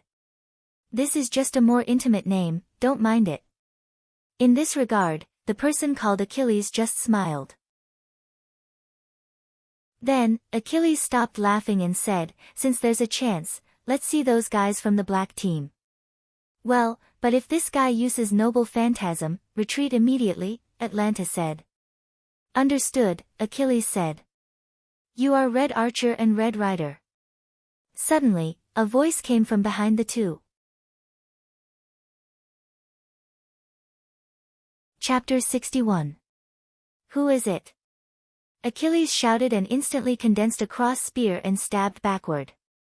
Atlanta also drew her bow and aimed at Wuming who was behind Achilles. Sorry, I came here without telling you. I hope I didn't scare you. Wuming held the spear that Achilles stabbed with one hand and raised the other hand as if he was waving. You are Saber on our side. After all, Fengshiro had previously informed the two through the contract that there would be a saber coming to them. As for why he said it as if there were other red sabers, Achilles and Atlanta didn't care anymore. Well, it's the first time we met. I'm Sodric, summoning with the saber profession. I'm Atlanta, summoning with the archer profession. I'm Achilles, summoning with the rider profession. I didn't expect you to be saber, I thought you were assassin, Achilles said with some pride. So, what's the situation now? Wyrm didn't care and asked the two. As you can see, Berserker is still crazy, Achilles said. I remember that Berserker's real name is Spartacus, worthy of the famous rebel. Looking at the crazy appearance, Wyrm couldn't help but sigh. By the way, have you seen your master? Achilles ignored Wyrm and asked Atlanta. No, I've only seen Semiramis and his master, the priest. Me too. The circuits are connected, and the order has been issued, but I don't see the person. This is considered abnormal. Achilles looked at his hand and felt the connection of the magic circuits, and said so. It makes sense that the magician is hiding, but it makes people feel that he is timid, Atlanta said indifferently. Saber, where is your master? Achilles asked. My master didn't move with the other masters. We moved alone, so there wasn't any abnormal situation like yours. My master, on the other hand, looks like a fiend, but surprisingly, he's not a bad guy. Wyrm waved his hand. Is that so? Then, the three of them didn't say anything. After a while, after Spartacus defeated these blocking puppets, a black servant appeared in front of them. That doesn't seem to be a lancer, is it a rider? Both of our riders like close combat. Wyrm looked at Achilles who condensed a cross spear. Of course, I prefer to carry a spear myself than riding a chariot on the battlefield. Achilles said with a smile. That's a pity, I don't like war. Wyrm said. Here. Atlanta interrupted the conversation between the two. The black rider raised his spear and seemed to have released his real name. It passed through Spartacus' leg, and Spartacus' leg was forcibly spiritualized. Immediately afterward, the black rider's master and servant came over, led by a green-haired middle-aged man riding a horse. Is that Vlad III? Wyrm said lightly. This was what Wyrm learned from the exchange of intelligence between Liu Jia and Yen Fengshiro. Ah. It should be right, Atlanta said. The black rider raised his hand, and a large amount of enchanted soil wrapped around Spartacus, and then several spikes penetrated Spartacus. At this point, the red rider's berserker was captured by the black rider. It seemed that the other side didn't have the intention to attack together. They only sent two servants who hadn't fought before to attack Wyrm's position. One for each of us, rider. Wyrm took out the meteor silver from the ripple and used magic to manifest the silver armor, and said to Achilles. Well, really, they only sent two servants, they really don't put me in their eyes, Achilles sneered. Then I'll cover you from the rear, Atlanta said. Well, I'll leave it to you, archer. It can't be helped, big sister. With that, Wyrm and Achilles walked to the tree in front of them and looked at the black rider's servants. Is it Saber and Berserker? Achilles said. One of them was a silver-haired man wearing black and silver armor and holding a long sword. The other was a pink-haired girl wearing a wedding dress and holding a hammer. Achilles just wanted to say something, but Wyrm suddenly rushed forward and rushed to the black rider's saber, swordsman. Hey! You can't be like this, that's the opponent I want. Achilles complained. Wyrm didn't know if he heard it or not, but at this moment, he had already started a hand-to-hand battle with the black rider's saber, swordsman. Maybe because of Wyrm's fierce attack, the black rider's saber had been retreating. What's wrong, black rider, is this all you can do? The black rider didn't speak, but he kept waving his sword. This feeling. Is this a special attack? When Wyrm fought with the black rider, he felt that the other side had a sense of restraint. Wyrm quickly hit the black rider's saber, swordsman, back a distance. Then, an arrow penetrated the atmosphere and hit the black rider's body, nailing it to the big tree behind him. It was an arrow shot by the Red Rider's archer. Oh! Hearing the sound, Wyrm looked at Achilles and found that he was injured by the Black Rider. Achilles was a hero in the Trojan War and had many noble phantoms. Because Achilles was burned by the heavenly fire after he was born, soaked in the river Styx, he obtained an immortal body. Therefore, if you want to hurt him, you must have divinity or god-killing weapons. From this point of view, the Black Rider's archer was a follower related to God. The Black Rider's berserker, went to fight against Atlanta. When Wyrm looked at the Black Rider's saber again, he raised the big sword in his hand as if he was going to release his noble phantoms. The big sword began to emit light. It looks like a special attack against the dragon's noble phantoms. Wyrm felt a sense of threat from it, although it was not big. Is your master in such a hurry to let you release your noble phantoms? Then, come on. Although the other party was attacking the dragon's noble phantoms, Wyrm's root dragon was not a simple dragon, so the noble phantoms that attacked the dragon's noble phantoms did not have much effect on Wyrm. However, Wyrm did not dare to exaggerate. He posed and prepared to release his noble phantoms. Just when Wyrm thought that the other party was going to release his noble phantoms, the other party suddenly knelt on the ground like a broken string, and the light of his noble phantoms disappeared. Then, the Black Rider's saber spiritualized and left. Is there an internal conflict? It was obvious that the other party was interrupted by another command spell. There was no doubt that there were internal disagreements. After noticing that Atlanta had also retreated, Wyrm knew that this time's test was almost over. Ignoring Achilles, who was declaring war with the Black Rider, Wyrm also disappeared in his spiritual form. This was because the detection magic he set up had found the person Wyrm was looking for. On the way Wyrm was looking for Jean, on the other side of the forest, the Black Rider who had left early was leading a brown-haired, red-eyed android out of the forest. Jean, on the other hand, came to the place where the Red and Black Riders were fighting and began to investigate. At this moment, a revelation came. Cedric. Jean recalled the person who appeared in the scene just now in surprise. It was obvious that this was her childhood sweetheart, Cedric. Jean put down the puppet fragment in her hand and began to run on the other side of the forest. Chapter 62. On Wyrm's side, as if they were discovered, the surrounding soil gathered and formed golems, surrounding the Black Rider and the android, including Wyrm. Really, I shouldn't have followed you guys. AI. Red Saber. Why are you here? Are you here to help us? The rider from the black team naturally voiced his doubts. Wyrm didn't know what to say. He just waved his sword gently. The dexterous sword energy destroyed the golem surrounding the three people. Wyrm turned to look at the Black Rider and the android. He saw the hope of survival in the eyes of the android. Wyrm smiled. For this kind of guy who resisted fate, Wyrm didn't hate Wyrm. Wyrm reached out, opened the ripple, and took out a bag from it. This was not an infinite backpack, just an ordinary bag. Wyrm had to admit the advantages of game items. The collision damage of the outside world would not affect the things in the bag in the slightest. It would only reduce the durability.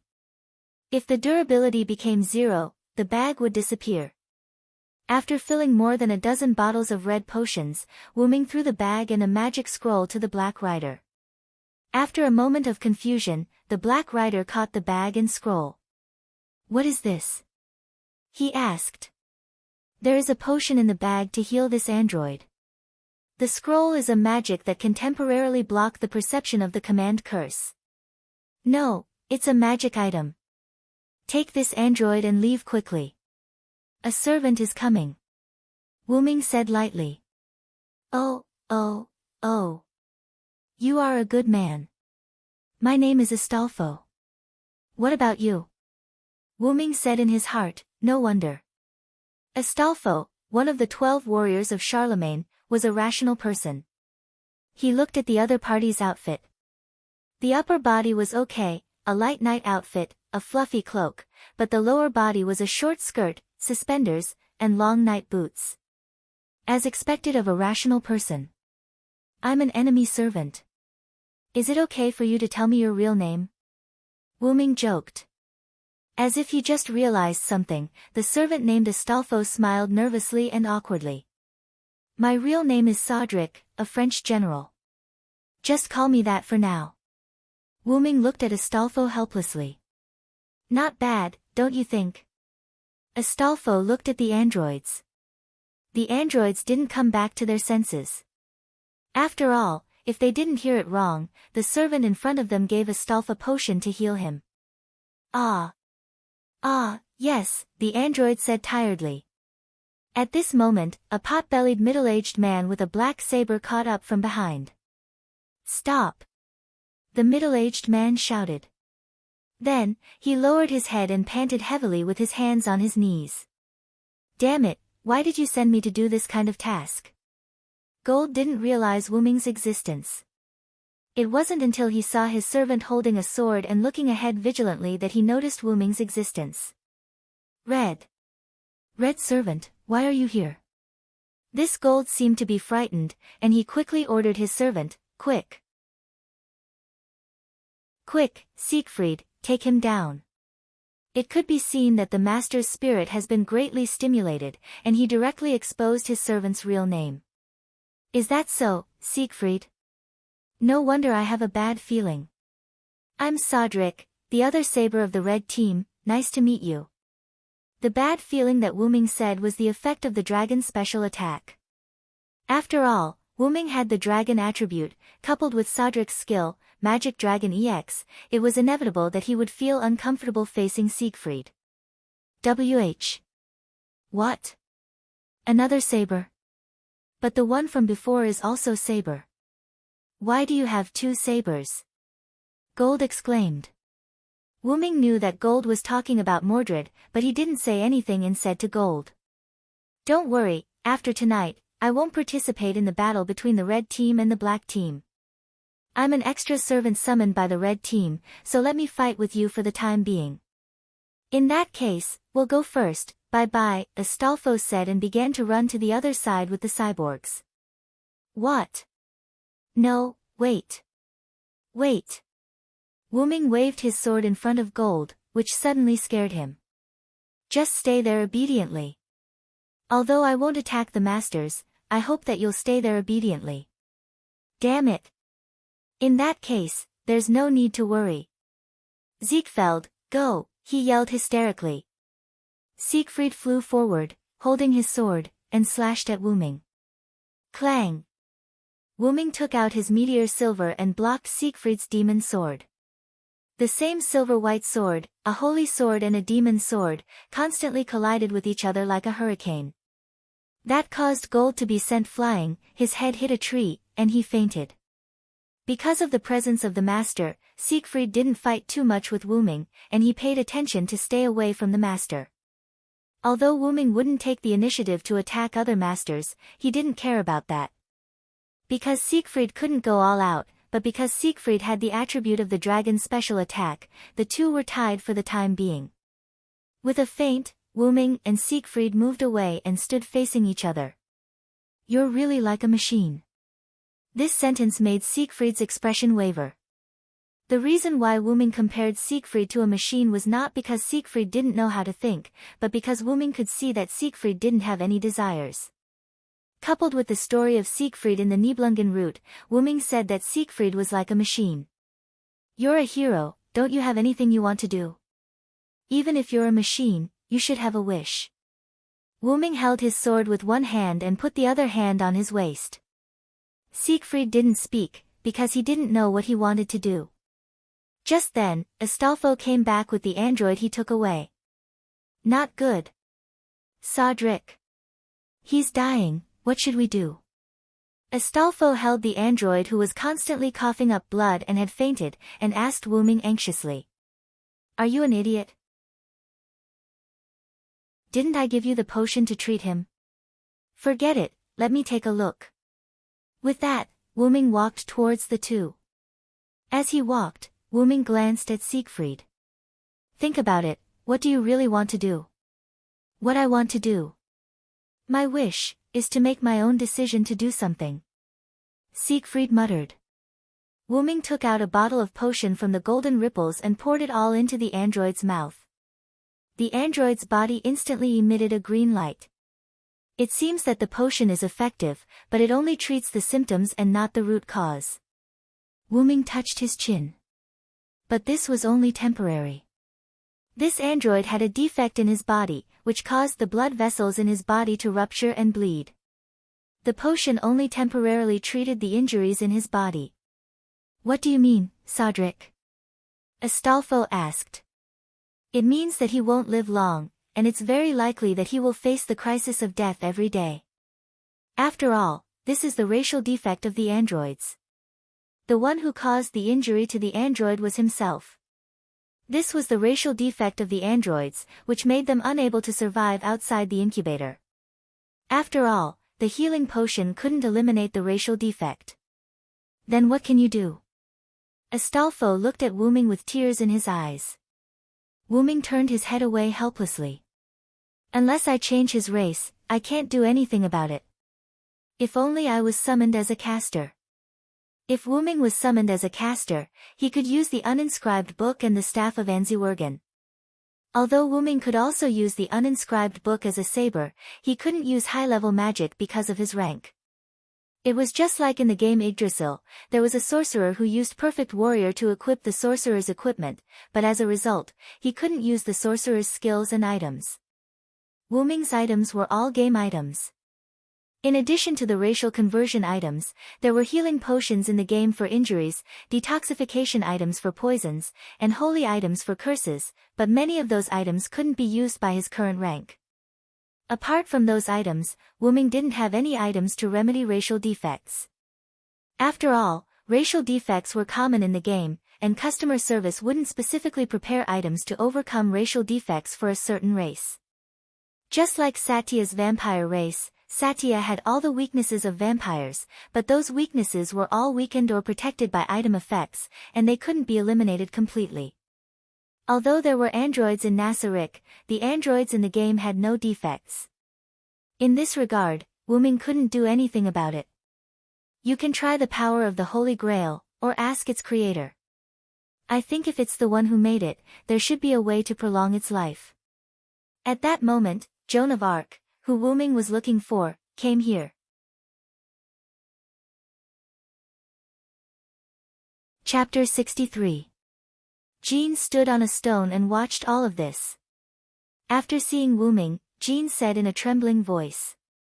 Sodric, is it really you? Yo Jean. Wyrm waved at Jean and smiled.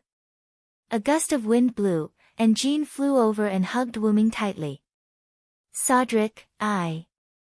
Jean buried her head in Wyrm's arms, crying, wanting to say something, but she didn't know what to say. Jean. Wyrm also hugged Jean tightly. At this moment, no one spoke. After a while, Astolfo raised his hand and said. Don't hug him, he's dying. Hearing this, Wyrm and Jean hurriedly separated. Jean's face was red, and she turned her head away in embarrassment. Wyrm looked at Astolfo fiercely, but Wyrm also knew the severity of the situation and didn't mean to blame Astolfo. I have a way to save him. At this moment, Siegfried spoke. You have a way. As far as Wyrm knew, Siegfried didn't have any life-saving items in Song of the Nibelungen, so Wyrm asked. Ah, yes, I have a way. With that said, Siegfried put his hand in front of himself. Wyrm and others knew what Siegfried was going to do at this moment, and they didn't say anything. Only Jean said, please wait a minute. You can't, Siegfried. With Jean's character and her identity as the supervisor of the Holy Grail War, she won't let Siegfried choose this path. Joan of Arc sincerely cared about the masters and servants of the Holy Grail War. But Siegfried didn't want to listen to Jean. He inserted his hand into his abdomen above his abdomen, avoided the ribs, and took out his heart. This is my wish, to help him, with my own will. Siegfried took his heart, placed it on the android's chest, and pushed it into his body. When the heart entered the body, it was like an object entering the water surface, causing ripples. Please, Sodric, Siegfried disappeared, like a hero. Soon, the android with Siegfried's heart woke up. This is... His red eyes were full of confusion, and he looked at Wyrm, Jean, and Astolfo with confused eyes. You are saved, Siegfried gave you his heart, and now your body has become a normal person. After hearing this sentence, he touched his chest uncertainly, then said very slowly, I live. Yes, now you just need to give yourself a name. I will take care of the rest for you, Fang Xian, Wyrm said sincerely to him. Later, Siegfried left Siegfried's heart, Siegfried, and the android with Siegfried, left, leaving the unconscious Siegfried. Soon, someone found the unconscious Siegfried and took him away. Tulipa's, Myrenia Citadel. There were many figures gathered in the hall, some were servants, and some were masters. Vlad III, who had met Wyrm once, was sitting on the throne, and next to him stood the team leader of Yugdamarinia, Danik Priestone Yugdamarinia. This was a young man who looked like he was in his 20s or 30s, but in fact, he had lived for nearly 100 years. He had purple pupils and long dark green hair tied into a ponytail with a black hair band. He was wearing a black and white uniform of the Yugdamarinia race and a white cloak. He looked at Siegfried, who was devastated, and said, So, what the hell is going on, Fried Mujik Yugdamarinia? Why did Saber disappear? I don't know. I was in a coma, why did this happen? Fried seemed to be devastated, and he couldn't speak properly. At this time, Black Caster said, I extracted a trace of the image from the magic crystals on the scene. Can you play it, Avisbrin? Vlad III asked. Yes. A voice without a trace of emotion came from under Avisbrin's mask. Through the magic projection, everyone saw an incomplete picture, but they already knew the specific reason for Saber's disappearance. I didn't expect Saber to choose to give up her life for the sake of that android. Black Berserker Frankenstein's master, Kals Fulvig Yugdamarinia, said. In short, the current situation is very unfavorable for us. Although we captured the Red Berserker, we lost Saber, our strongest combat power, Assassin is out of control, and Rider has defected. The Red Team may also know about our situation, Avisbrin said. So, how about using the command spell to recall Rider? Cowles asked. It's useless, Rider's magical power is A under the bonus of Noble Phantasm. Even if we use the command spell, there will be 2 of them. It's not worth it at all, Black Rider's master, Selenikai Esker Yugdamarinia said. I will personally look for Rider, please rest assured, Patriarch. Okay. Fried, do you have any information about the 2 sabers of the Red Team? Titanic asked. He didn't have much hope, he just wanted to ask. The result was beyond his expectations. Yes, there is information, there are 2 red sabers, and the servant who fought against Ziegfeld before is called Sodlek. Oh, the famous French general, the hero of the nation? Vlad III was obviously interested in Sodlek, who was also a hero of the nation. And he also said, he is an additional servant summoned, and he said that after tonight, he will no longer be our enemy. Fried said nervously. What does that mean? Cowles wondered. It seems that Sodlek's identity is a bit special, but in any case, we have to be prepared. Just like that, in the first night of the short confrontation, the black and red sides ended with both sides suffering losses. On the other side, Wyrm, Jean, and Astolfo brought the android named Ziegfeld to a warm-hearted farmer's house. Then, Astolfo, I'll leave Ziegfeld to you. Okay, leave it to me. Astolfo raised his hand and smiled happily. Remember to use the scroll I gave you, it can temporarily block the connection between you and your master, but remember not to get close to your master, or you will be discovered. Yes. Then, Wyrm looked at Ziegfeld again. Ziegfeld, now is the time for you to think about how to live in the future. After all, you already have the lifespan of a normal person. I don't know. Ziegfeld shook his head. He, who was born as a magic supply, didn't know what to do at the moment, he just wanted to live. Then think about it, no matter what you do, don't go against your heart, follow the guidance of your heart.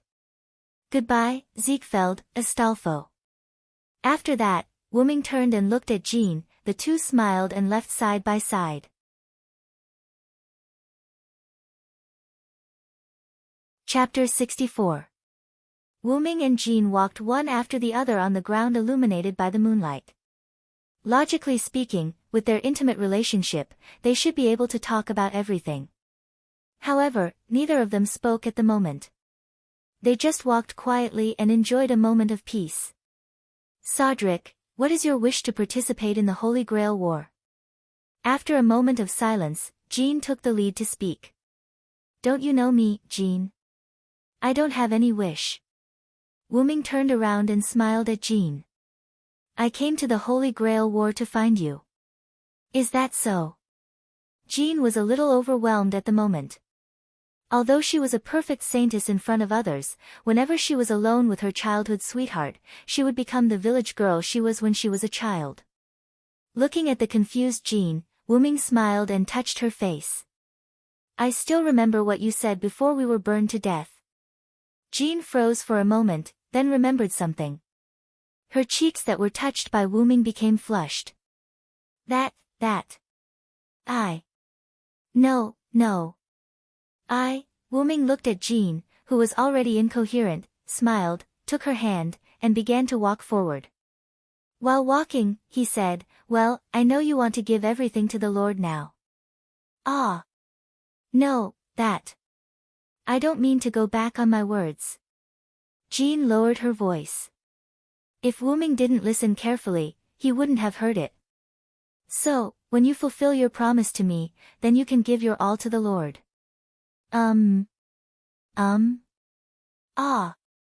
Jean was a little overwhelmed.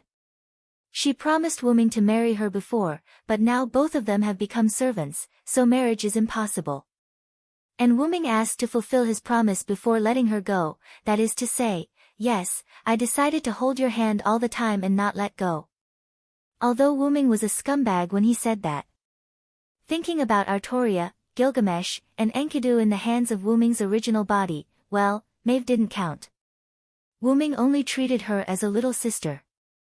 Yes, she was his younger sister. Actually, Gilgamesh and Enkidu could be considered daughters, and only Artoria could be counted as one. However, because Artoria had become a queen, she could no longer be with Wyrm. In that case, he wasn't really a scumbag.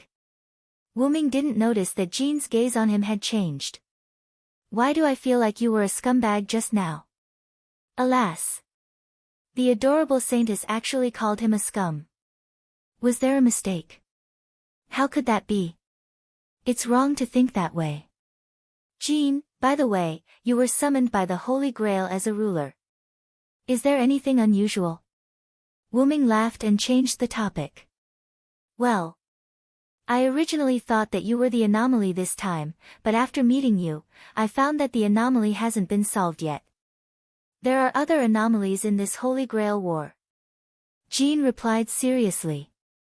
If there really is an abnormality, then I think the Red Party Master is an abnormality. My master and I have met a priest before. He is the supervisor of this Holy Grail War and the Red Party Master. However, whether it is me, my master, or Mordred, we all feel that there is something wrong with that priest. Is that so, Soderlek? Where is your master now? I want to ask in person. Jean thought for a while and asked Wyrm. He is not in Tulifas now. He was entrusted by the Magic Association to deal with the recent serial killings. Wyrm shook his head. If that's the case, then okay.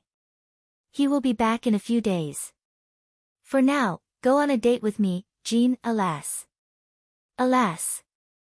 Early the next morning, Wyrm took Jean, who had changed into casual clothes, to walk around the town.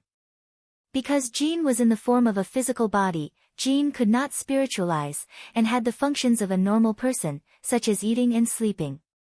If Jean did not eat and sleep, it would make her tired, so Wuming forced Jean, whose face was red, to stay in a hotel for the night. Of course, they booked 2 rooms. In terms of money, Wuming took out a few gold coins and exchanged them for some money. Wuming and Jean walked on the street and strolled around casually. Feeling Jean's resentful eyes, Wuming smiled. Really, Soderlek, you're making fun of me again. Well, you think too much. Okay, I'll treat you to something to eat. Okay, then I'll forgive you. As expected, Jean is still Jean, she hasn't changed at all. Did you say something? Why would I? Let's go, the taste of this shop is not bad, I've been here with my master before. Then, I'll try the food you recommended, Soderlek. Jean smiled sweetly at Wuming, then turned and walked into the shop. Wuming froze for a moment, then recovered. He smiled bitterly and shook his head. Really, I was fooled by you, Jean. Wuming and Jean had a very pleasant breakfast. During this process, Wuming and Jean did not realize that the 2 of them seemed to have returned to the age of 16, before they joined the army. The 2 of them were immersed in this happy time. But now it was the time of the Holy Grail War. After a while, Wuming received a message from Leo. General, are you in Tolifas now? Yes, what's wrong, Master? The serial killings were done by Black Assassin, we couldn't get rid of him. It seems to be some kind of skill or noble artifact, saber, and I can't remember any information about Black Assassin, we only know that he's Jack the Rifleman. I see, Fog Knight's man-killer fiend, then I can understand why you can't remember the information. Then, Wuming also had a short confrontation with Black's archer and his master, Saber and Black Archer were both injured, the other side retreated. What about Mordred, she's fine, right? After all, Wuming and Mordred had some relationship. It's not a big deal, I've already healed Saber, also, Father Shiro knows that I'm going to launch an attack on Black tonight, we might be late. If possible, help Red. Sorry, Master, I've already found the person I'm looking for, I've decided to stay neutral. Sigh. So sudden. Well, I won't force you, I'll rush back as soon as possible, then you can enjoy your peaceful days in the modern world. Ha, Master, you're so gentle, but don't worry, I'll try my best not to interfere in the war between Black and Red. Forget it, do as you please, that's it. Lion Jiali disconnected the communication with Wuming. Sodric, are you going to give up on the Holy Grail? Jean asked worriedly. My goal has been achieved, plus I was summoned by cheating, as the ruler, you definitely won't allow me to participate in the Holy Grail War anymore, right? That's true, looking at Jean's worried expression, Wuming took Jean's hand. Let's not worry about that for now, they'll only fight at night anyway, you can just be a village girl and go on a date with me during the day. Wait, just like that, Wuming and Jean had a pleasant date. And on the other side. After dinner, Sieg sat in the courtyard in a daze. Yo, what are you thinking about, Sieg? Astolfo jumped out from behind Sieg. Hey, can I sit next to you? Astolfo, who had already sat down, asked. You've already sat down. Sieg said, somewhat at a loss. Sigh. Hee so, what are you worried about? Astolfo smiled awkwardly. I'm thinking about what Sodric said to me. Sieg withdrew his gaze from Astolfo and continued to stare blankly. That sentence, don't go against your heart, follow the direction your heart points to. Astolfo said with his finger on his cheek. As expected of the general who saved France, then Astolfo smiled sweetly at Sieg. Yes, he's a hero. So, what are you thinking, Sieg? Hearing this, Sieg looked at Astolfo, then touched his chest, feeling the beating of his heart.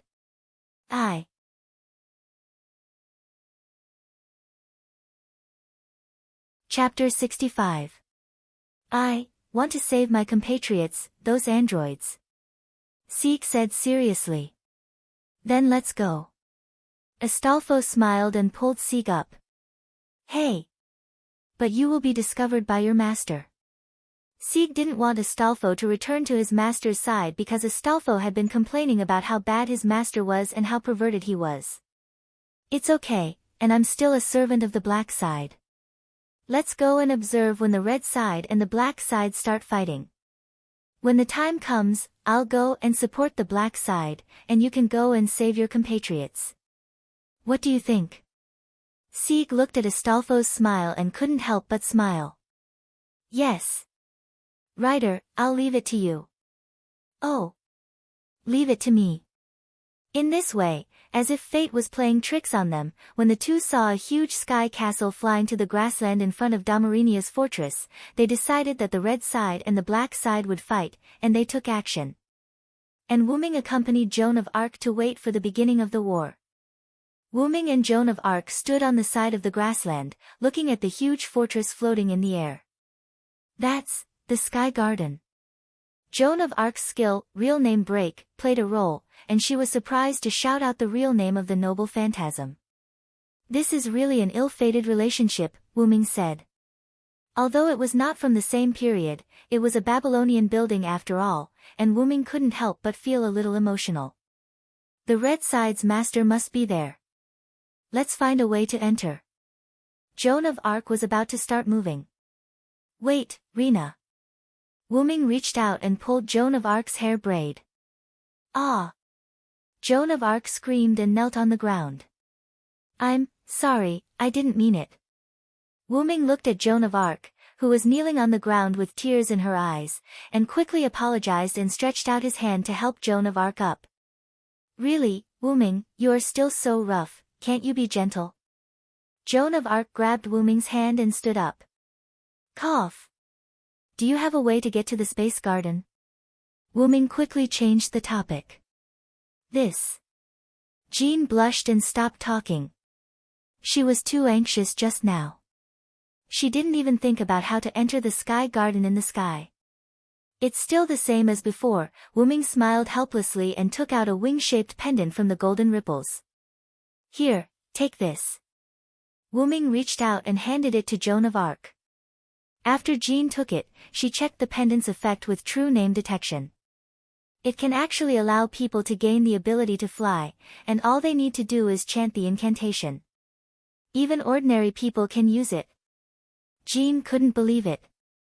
After all, no matter how convenient this kind of magic item was, it would not be separated from magic power.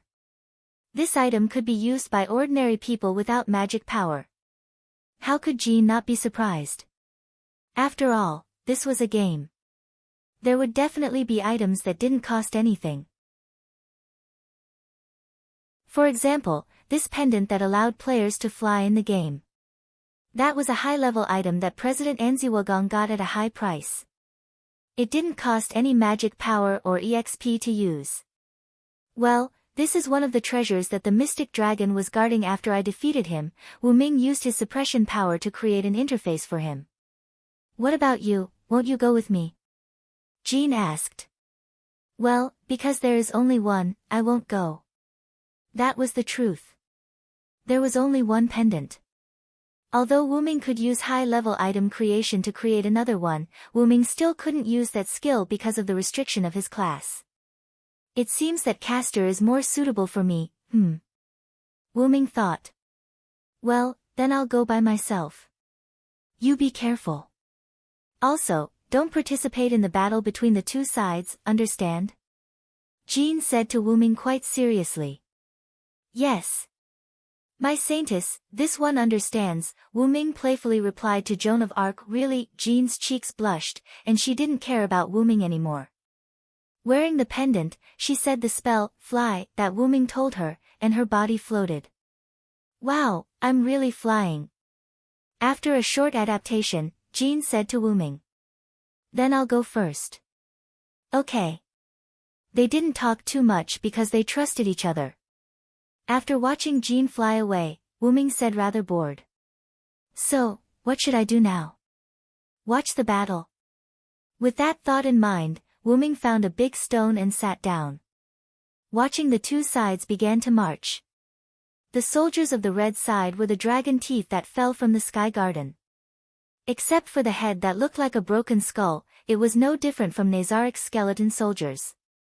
Looking at the black side, as Wyrm expected, it was a large group of androids and golems. Looking at the androids, Wyrm thought of Sieg again. I don't know how Sieg and Astolfo are doing, but with Sieg's temperament, he might return to Mylnia City to save his compatriots. Speaking of Sieg, Wyrm couldn't help but think of Sieg Fei. Ah, I didn't expect the Dragon Slayer hero Sieg Fei to be such a person. Speaking of which, when I fought with Sieg Fei, I always felt uncomfortable. It felt like I was fighting with my natural enemy. Is it because Sieg Fei is a Dragon Slayer? Wyrm couldn't help but think of when he fought with Sieg Fei, there was always a special force that passed to Wyrm. Although it didn't affect Wyrm much, he still felt uncomfortable. At that moment, a large number of ripples appeared in front of the Sky Garden, and countless arrows were shot out from it, directly hitting the androids and golems. Is that the Red Side Archer's noble phantasm? Although the damage of each arrow is not high, it's hard to say if it's stacked. Then, a large number of green electric currents hit the arrow formation and scattered it. Is it another noble phantasm?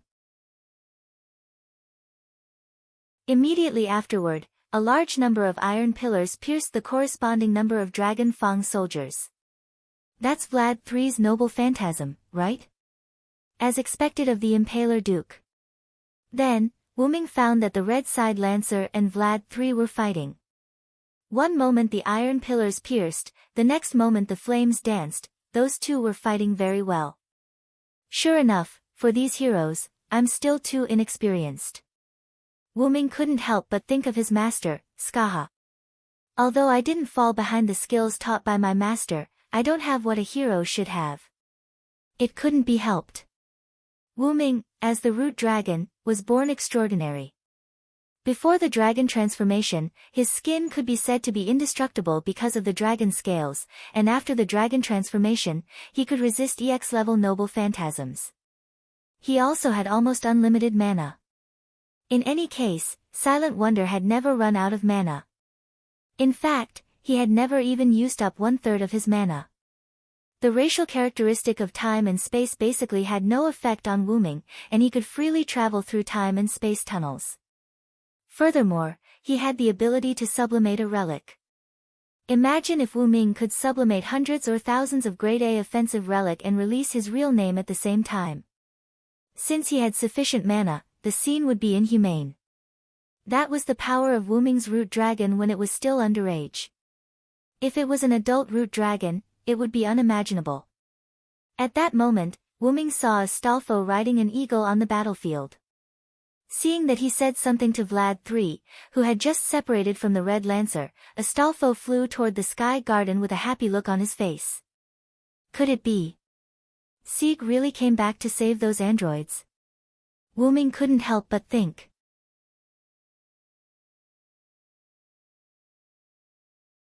Chapter 66. Sieg and Astolfo began to take action after seeing the battle between the two sides. Rider, be sure to come back safely. Sieg looked at Astolfo and said. Astolfo nodded heavily, and then rode the eagle hidden in space. Hippogriff. With the cry of an eagle, a creature with the upper body of a griffin and the lower body of a horse flew over. Astolfo leaped up and landed on the eagle's back. Then, I'll go first, Astolfo waved his hand, and the eagle flapped its wings and flew into the sky. Sieg, on the other hand, went to Mylnia Fortress to rescue his compatriots. After seeing Astolfo, Wyrm realized that Sieg might also go to Mylnia Fortress, so he also got up and went. As for what Joan of Arc said about not doing anything to hinder the Holy Grail War, he would do it anyway. Anyway, Joan of Arc would definitely not punish him. Wyrm thought so and rushed to Mylnia Fortress. When he arrived at the gate of the fortress, Wyrm saw Sieg treating the injured androids. It seemed that the androids were persuaded by Sieg and were constantly treating their companions. Wyrm stepped forward without hesitation and said, "Yo Sieg." Sieg heard someone calling him and looked back. "Mr. Solderlake. Why are you here?" The rest of the androids picked up their weapons and pointed at Wyrm. Only then did Sieg remember that Wuming was still a red team follower. Naturally, his purpose for coming to Black Fortress was different. Don't worry, I have already left the Holy Grail War, and I won't attack you. Put down your weapons, and even if I want to attack, you can't resist at all. After saying that, Wuming also looked at Sieg, asking him to explain. Everyone, put down your weapons first. Mr. Solderlake has helped me before, and I believe that he will not lie to us. After thinking for a while, the androids put down their weapons. When I saw Astolfo on the battlefield, I guessed that you would definitely come to rescue your companions. Have you thought about it? Yes, thank you very much for what Mr. Solderlake said to me. I have decided to save my companions and give them freedom. Sieg said with a firm look. Then let's go. In order to prevent the black followers from obstructing us, I will accompany you. After saying that, he walked into Mylnia Fortress from the side door. Yeah, I'll leave it to you. After that, Sieg and the androids followed Wuming in. However, speaking of which, is it really a good idea for me to walk into the enemy's base so openly? Wuming thought.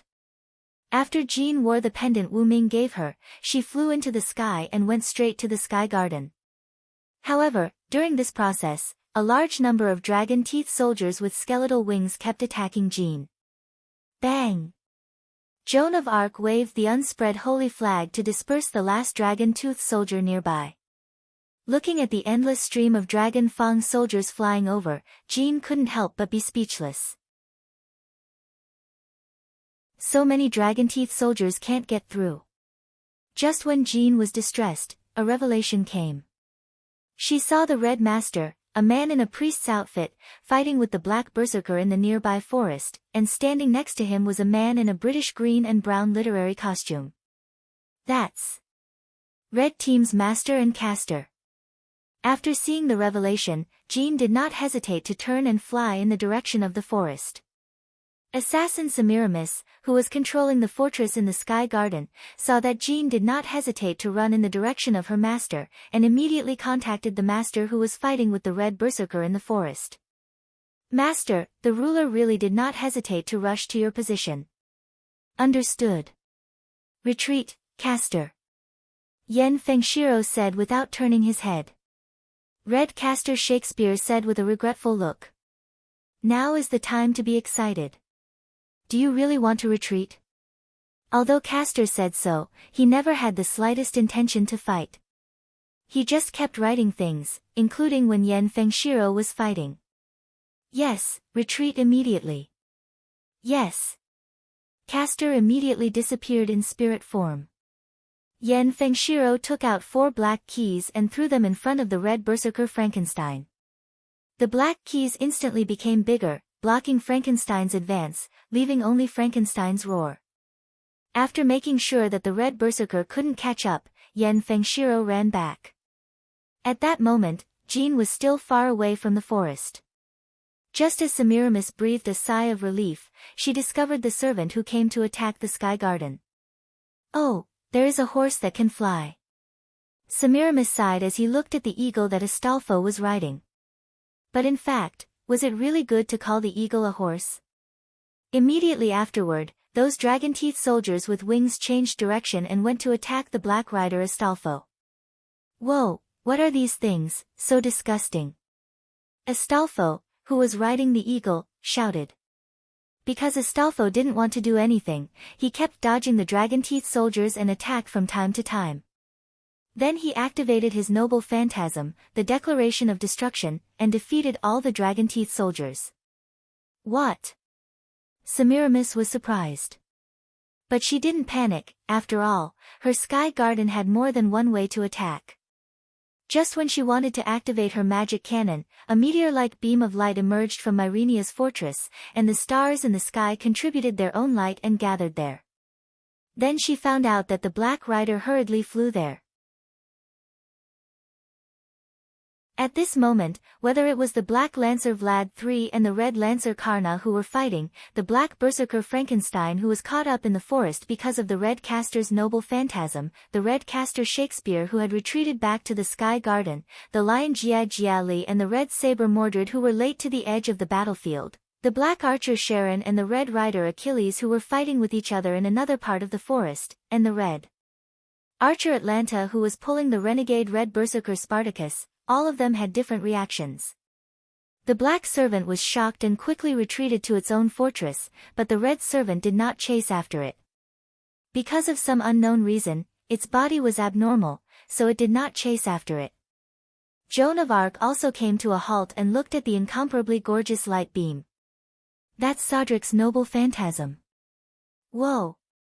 I told you not to disturb the Holy Grail War. At that moment, Jean complained like a child, and then flew there.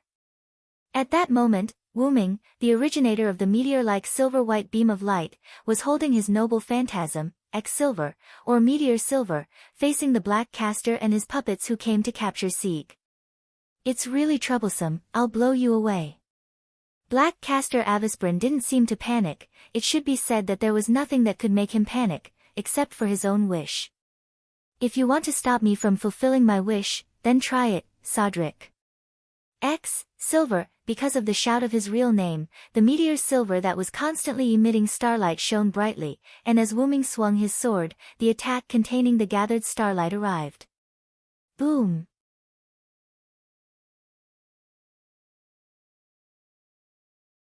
Chapter 67. Previously, when Wu Ming brought Sieg and a group of androids into the basement to rescue the androids, the Black Caster Avisbrin released the traitorous Red Berserker Spartacus and retreated after a brief confrontation with the Red Rider Achilles. On the way back to the magic workshop, he inadvertently discovered the magic of a servant, and followed the magic to find him. Then he saw Sieg. Avisbrin judged that Sieg's self-consciousness was the core he needed, so he immediately wanted to capture Sieg. Although Wu Ming said that he would not go against the black side, Wu Ming agreed to protect Sieg. Therefore, when Avisbrin summoned a large number of golems, Wu Ming directly released his noble artifact, which caused great chaos on the battlefield.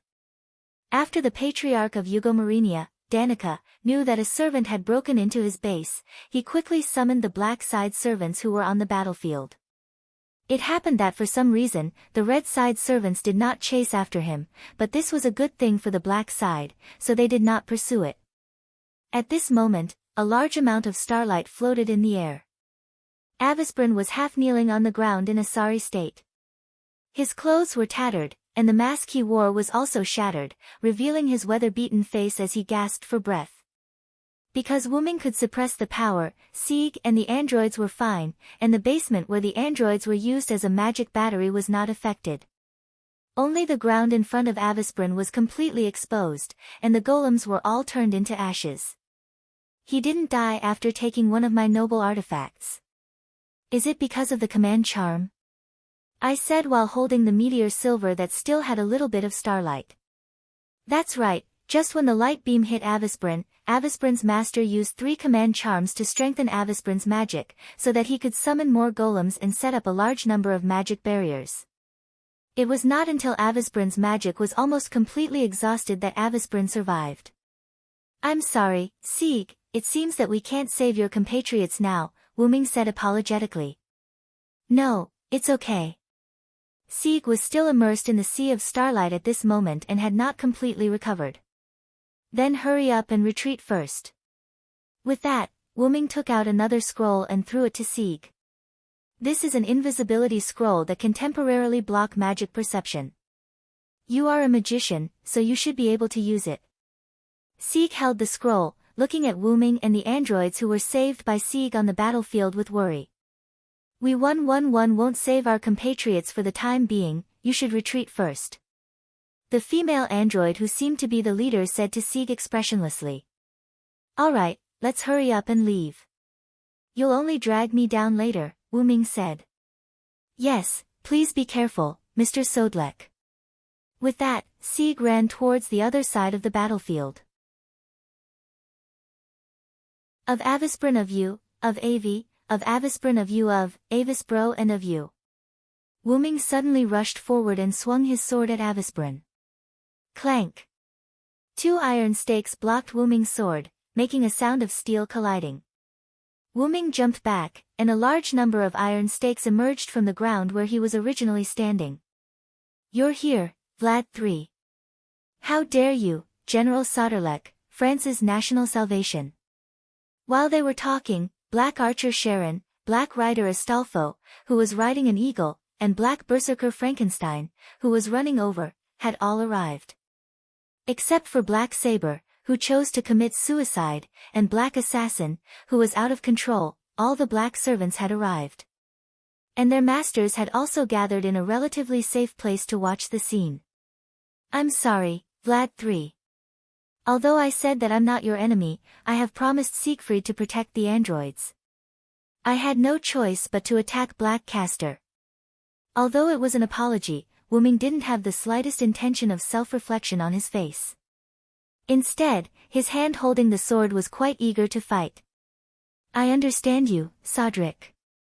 However, it's not right for you to ruin the battle between us and the Red followers. Well then, sinner who trespassed on my territory, leave your life behind. With Vlad III's order, Berserker Frankenstein, who was the most impatient, took the lead and rushed forward. Frankenstein rushed over, raised his heavy hammer, and smashed it down. Wuming held the meteor silver in one hand to block it, and instantly released his magic to bounce it away. Then he quickly jumped back into the air, avoiding the iron stakes that pierced out of the ground, and swung his sword to cut them off. Then his body moved against gravity to the side, avoiding the arrows that were attacking him. Then he met Berserker Frankenstein, who rushed over again. Vlad III didn't have the idea of a one-on-one fight. He followed behind Frankenstein and raised his gun to stab Wuming. In this way, Wuming dealt with Black Lancer Vlad III and Black Berserker Frankenstein while avoiding or destroying the arrows from the air and the iron stakes piercing out of the ground. Because of Wuming's supreme skill, several servants couldn't defeat Wuming even if they joined forces. As for Avisprin, he followed Jiro Cher back to his magic workshop. After all, his master no longer had the command seal and could no longer impose a compulsory order on him, and his magic was running out. If he didn't think of a way to survive in this world, he wouldn't be able to survive. Are you kidding me? How is this possible? Even 3 servants couldn't take down that French General Soderlek. He shouldn't have such strong martial arts skills. Fiore sat in a wheelchair and covered her mouth in surprise. The servant named Sodric is indeed a bit abnormal, but looking at his ability value, his real name is indeed Sodric. Collins pushed his glasses and said. The master could observe the ability value of his own servant, and naturally, he could also observe the ability value of other servants, but there was not much information about the ability value of other servants. While they were discussing, Black Rider's master yelled at his servant, Astolfo, why don't you go up? Astolfo, show them the power of one of Charlemagne's 12 warriors. Astolfo, who was flying in the air, hesitated and didn't dare to go forward. This is a little bit. Ha ha ha, I'm not that good at fighting. Astolfo laughed. Although Astolfo was one of the 12 warriors of Charlemagne, he was the weakest among them. Moreover, Astolfo had always relied on his noble phantasm to fight. It was especially effective when he was fighting against multiple enemies. Give me your noble artifact, illusionary horse of this world, right now. Ah, this is not good. Astolfo smiled awkwardly. Do it, or I will use my command seal. Serenica said fiercely. Sigh, there's no other way. Astolfo prayed that Wuming would use his noble phantasm.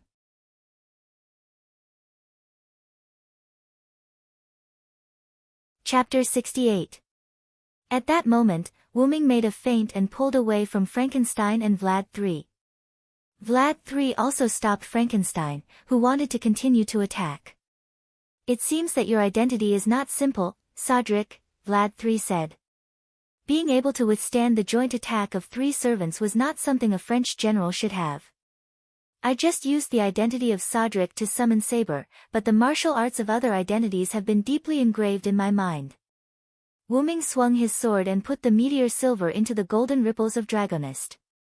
It seems that I can't take you down today, not someone from Sodric. Vlad III didn't seem to be depressed. You are wrong. I am Sodric, there is no doubt about that. It's just that I have another identity. Wuming smiled. Then, he looked at the boundless sky. You have to be careful. You have to know that the Red Side's fortress has the Hanging Garden of Kamikaze magic. Hanging Garden? Not good. Vlad III also realized something. At this moment, a gigantic sky fortress appeared in the boundless sky above Mylnia Citadel. It was the Hanging Garden with the ability to block detection. The originally flat ground was broken by the powerful suction of the Hanging Garden, and the Great Holy Grail, which was located in the center of the Hanging Garden, also broke out of the ground. What? One of the Black Side Masters exclaimed in surprise. After all, it was too hard to believe that the Red Side's purpose was to directly take away the Great Holy Grail. Well then, you guys go ahead. I'll take my leave first. With that, Wuming's spiritual form disappeared. The black servants present, Black Lancer Vlad III, Black Archer Sharon, Black Rider Astolfo, and Black Berserker Frankenstein all followed the boulder and entered the Hanging Garden. At that moment, Jean, who was resisting the explosion of the Red Berserker Spartacus, met Wuming, who came out of Mylnia Fortress. Sodric! Jean roared. What? What's wrong, Jihan? Wuming was shocked.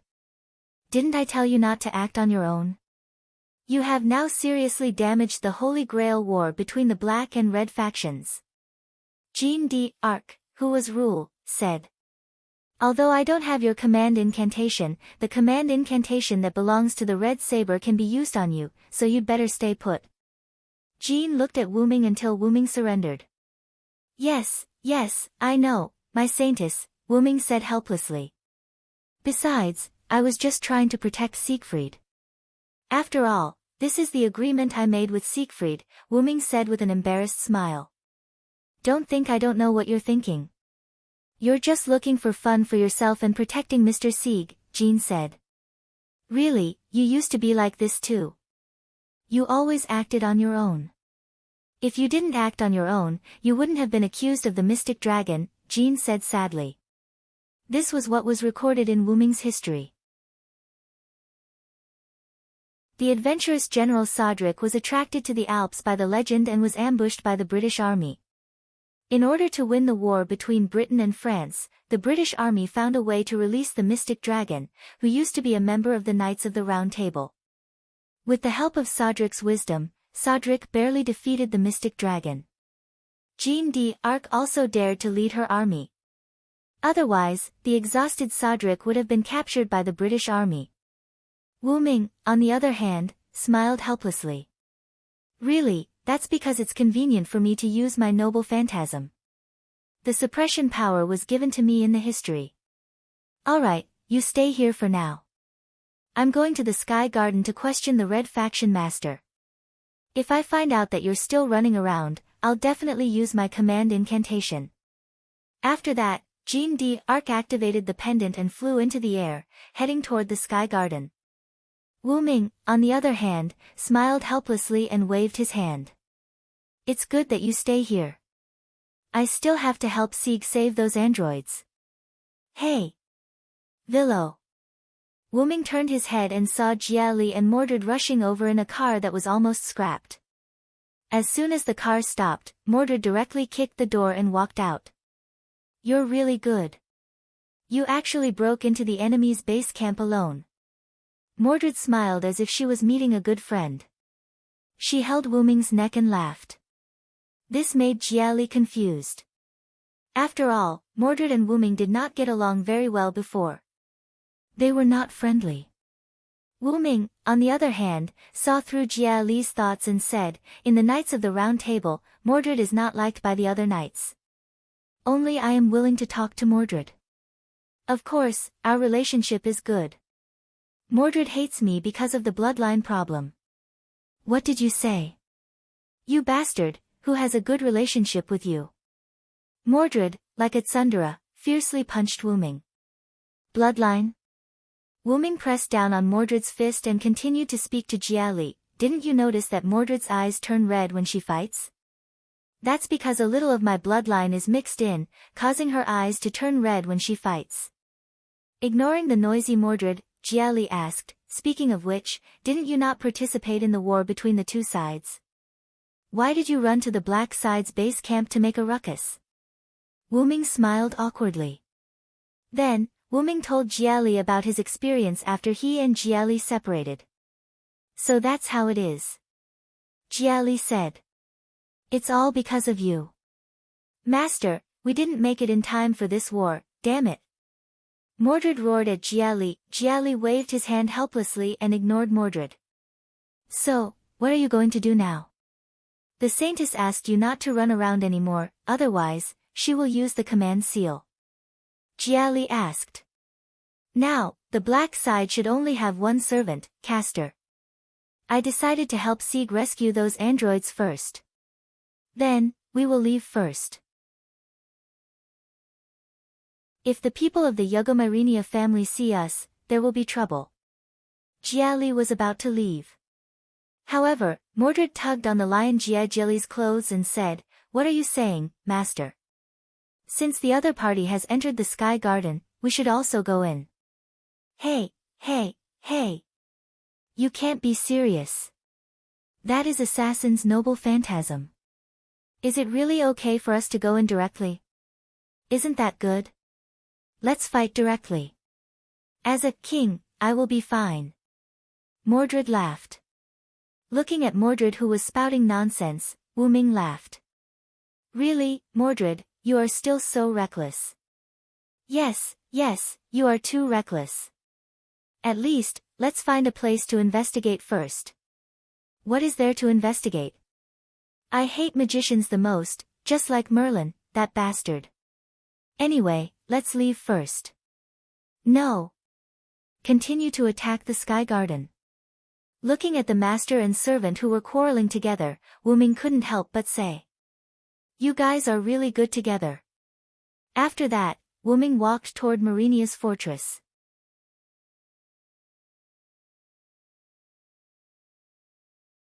Chapter 69.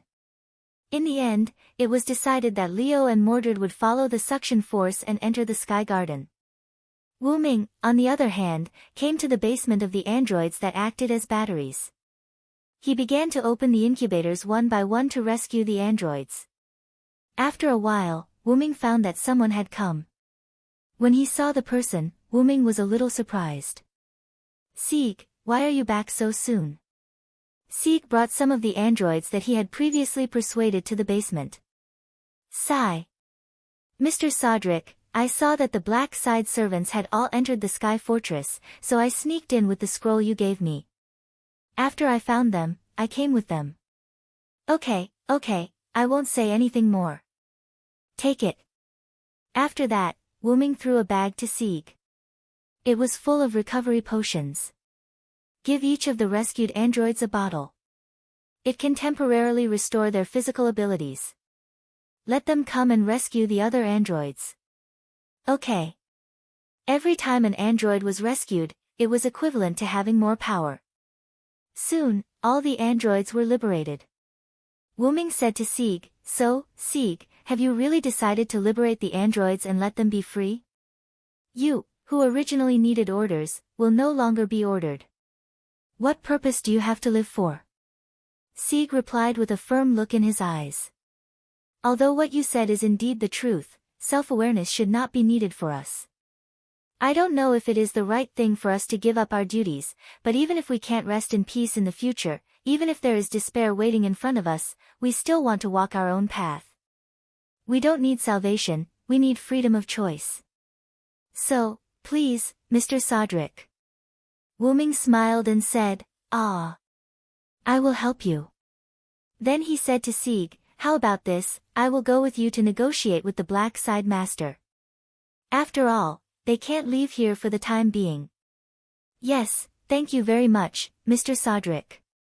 Sieg and the female androids had a simple negotiation and asked her to take the basement with the androids, then followed Wuming's footsteps. With that, Wuming and Sieg walked out of the basement. Speaking of which, you are really courageous. Why didn't Castor come to find you again? He didn't enter the Sky Garden. Sigh. Sieg panicked. Don't worry, I've already heavily injured him. He's either recovering his mana somewhere or has already disappeared. Soon, Wuming and Sieg found the masters of the black side gathered together. What? The red team's saber. Why are you here? Wuming looked at the surprised expressions of the four masters in front of him and asked. Isn't the master of Black Lancer and Black Caster here? Uncle entered the Sky Garden with the servants. I don't know where Rocher and Caster went. The speaker was a woman in a wheelchair. If I remember correctly, you're the master of Black Archer. Yes, thank you for remembering me.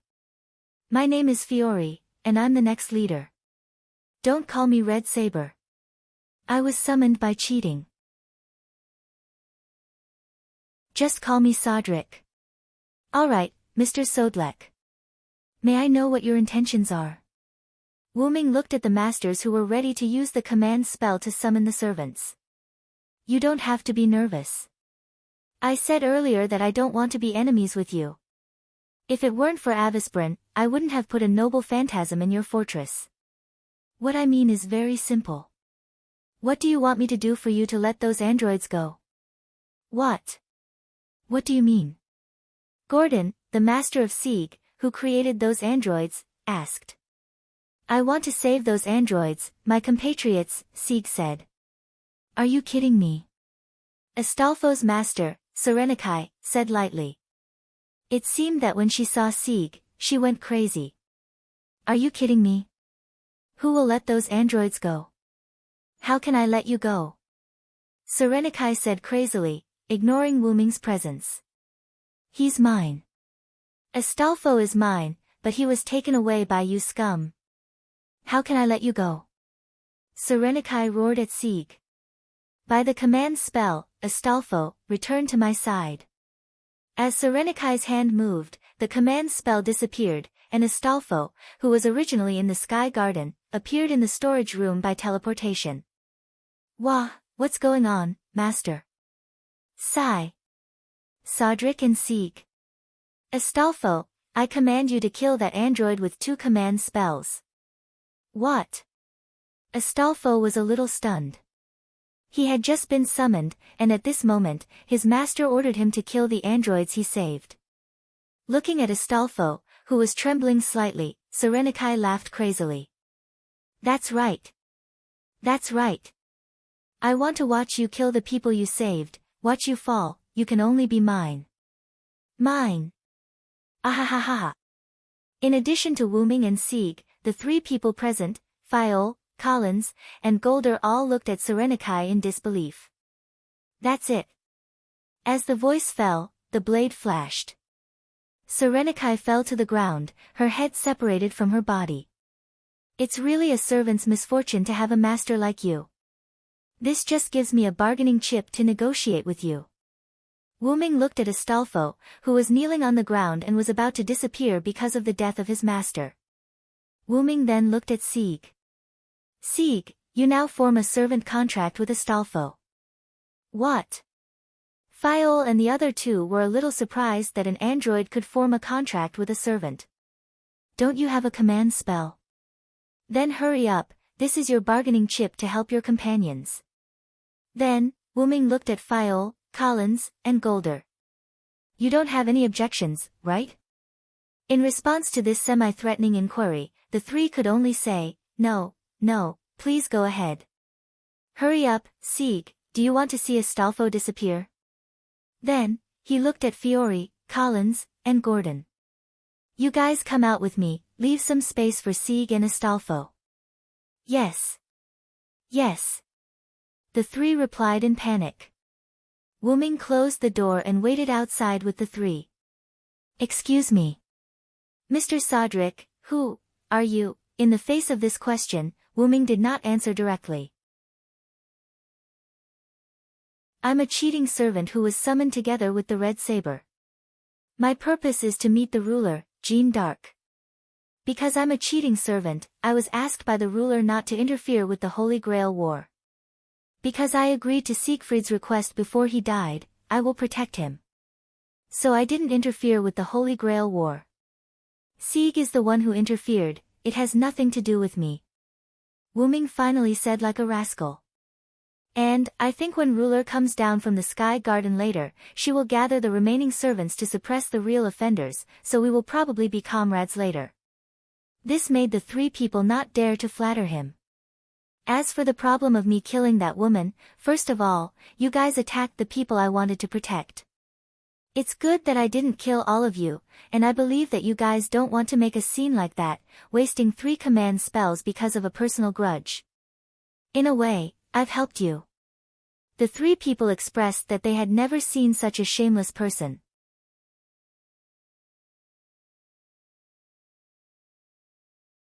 Chapter 70. After a while, the contract between Sieg and Astolfo was completed. Under the push of Wyrm, Sieg said that as the master of Black Rider, he was willing to be used by the black side, but the premise was that the androids could no longer be used as mana supply, and the androids could no longer live in the castle. However, Fiore said that she was only the next patriarch, and the current patriarch, Danak, was still in the Sky Garden, so she couldn't promise Sieg, but she could temporarily settle the androids before Danak returned. Sieg agreed after discussing with the androids. And Wyrm provided the black side's mana supply. Wyrm took out a tool that could provide mana supply and gave it to Fiore, letting her connect the mana supply of each servant. Then, Wyrm received a message from Leo. Wyrm had told Leo before that if there was any change in the Sky Garden, she should immediately let Mordred pass it to Wyrm through Leo. Soon, Wyrm summoned the people of the Eugomarinia family, including Sieg and Astolfo. I received a message from my master. Vlad III had been turned into a vampire and was killed by a red master. His master, Danica, had fused with the vampire and died together.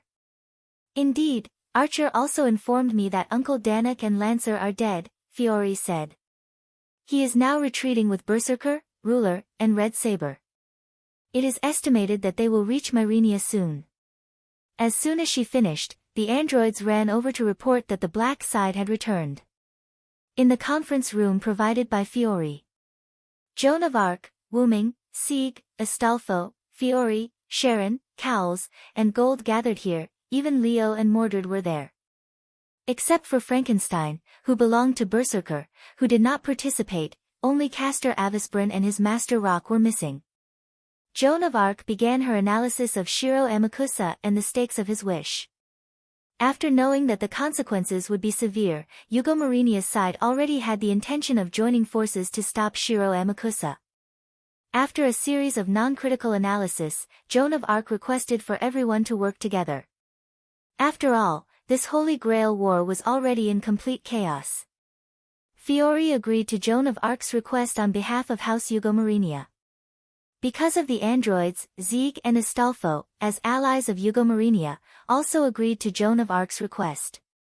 Their request to give the androids freedom was also approved by Fiore, who was now the acting patriarch. As for Wyrm, he was originally a violator, so naturally, he had no right to speak. In addition, Wyrm had a relationship with Joan of Arc, so he also agreed to Joan of Arc's request. After knowing Joan of Arc's skill, divine judgment, Leo Jia and Mordred also agreed to Joan of Arc's request with a command seal. Although they would choose to cooperate even if there was no command seal, after all, if the analysis was true, then they must defeat the red side. Originally, Mordred wanted 2 command seals, but Joan of Arc refused because each servant only had 2 command seals, and Wyrm did not have a command seal, so he could only use Mordred's command seal. However, Joan of Arc never thought of using command seal to command Wyrm. It was just an excuse to refuse Mordred's request. It could be seen that the village girl was quite smart.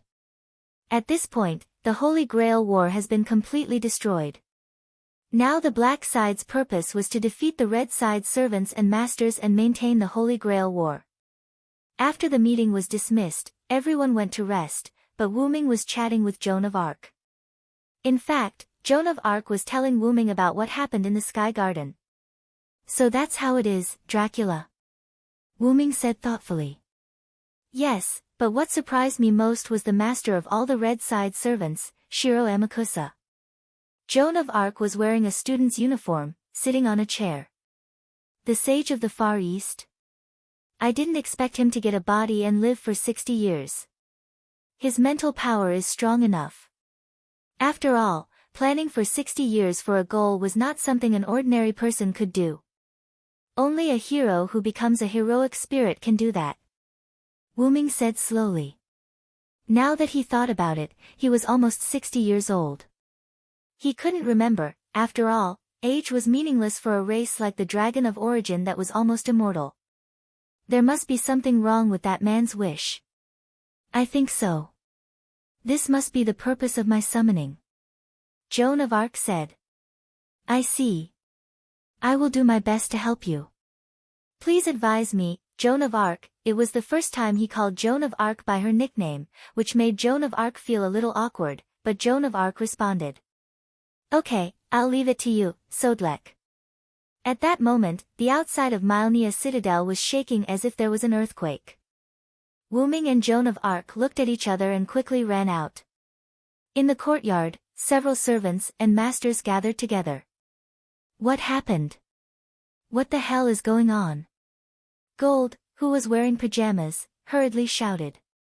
Soon, everyone saw the culprit that caused the earthquake. There was nothing he could do about it. After all, there was a gigantic magic puppet over 10 meters tall walking towards him. The earth was trembling because of it. "That's Black Castor's noble phantasm." Joan of Arc was the first to call out the puppet's real name. "Crown, Light of Wisdom, Golem Kether Malchit, I'll go first, Jahan." Wyrm condensed his armor, took out Meteor Silver, and shouted at Mordred, "Come with me, Mordred." Of course. Mordred's face was full of arrogance. She condensed her armor and sword and rushed forward with Wyrm. Seeing the two of them rushing up, Lion Jia Jia asked. "So where is Black Castor? Why did he attack his own faction?" Joan of Arc said, "In my perception, Black Castor has already left. This noble phantasm seems to have the property that it won't disappear even if the servant leaves." Fiore, who was standing at the side, said sadly. "It seems that Rocher has been used as a furnace by Castor. In fact, after Avisbrin was almost killed by Wyrm, he went to crown Light of Wisdom, Golem Kether Malchit, with his master Rocher. Because Avisbrin knew that his master had no command seal, and because his magical power was almost exhausted, even if he could barely keep his body from disappearing, it would be impossible for him to complete his noble phantasm in the future. Therefore, he tricked Rocher to come here as a condition for his noble phantasm's release. He turned Rocher into a furnace and sacrificed Rocher to release his noble phantasm. And he himself knew that he was also at death's door, so he gave up himself and turned into magical power to integrate into Crown, Light of Wisdom, Golem Kether Malchit. After all, his wish was to complete his noble phantasm. Now that his wish has been fulfilled, there was no need for him to exist. Wyrm and Mordred kept attacking Crown, Light of Wisdom, Golem Kether Malchit, but it didn't have much effect at all. Therefore, all the damage was eliminated. That's the effect of Crown, Light of Wisdom, Golem Kether Malchit, recreating the Garden of Eden, and there is no damage in the Garden of Eden. Joan of Arc shouted. "You must make its feet leave the ground, and then crush its head and heart." "Understood." Wyrm shouted.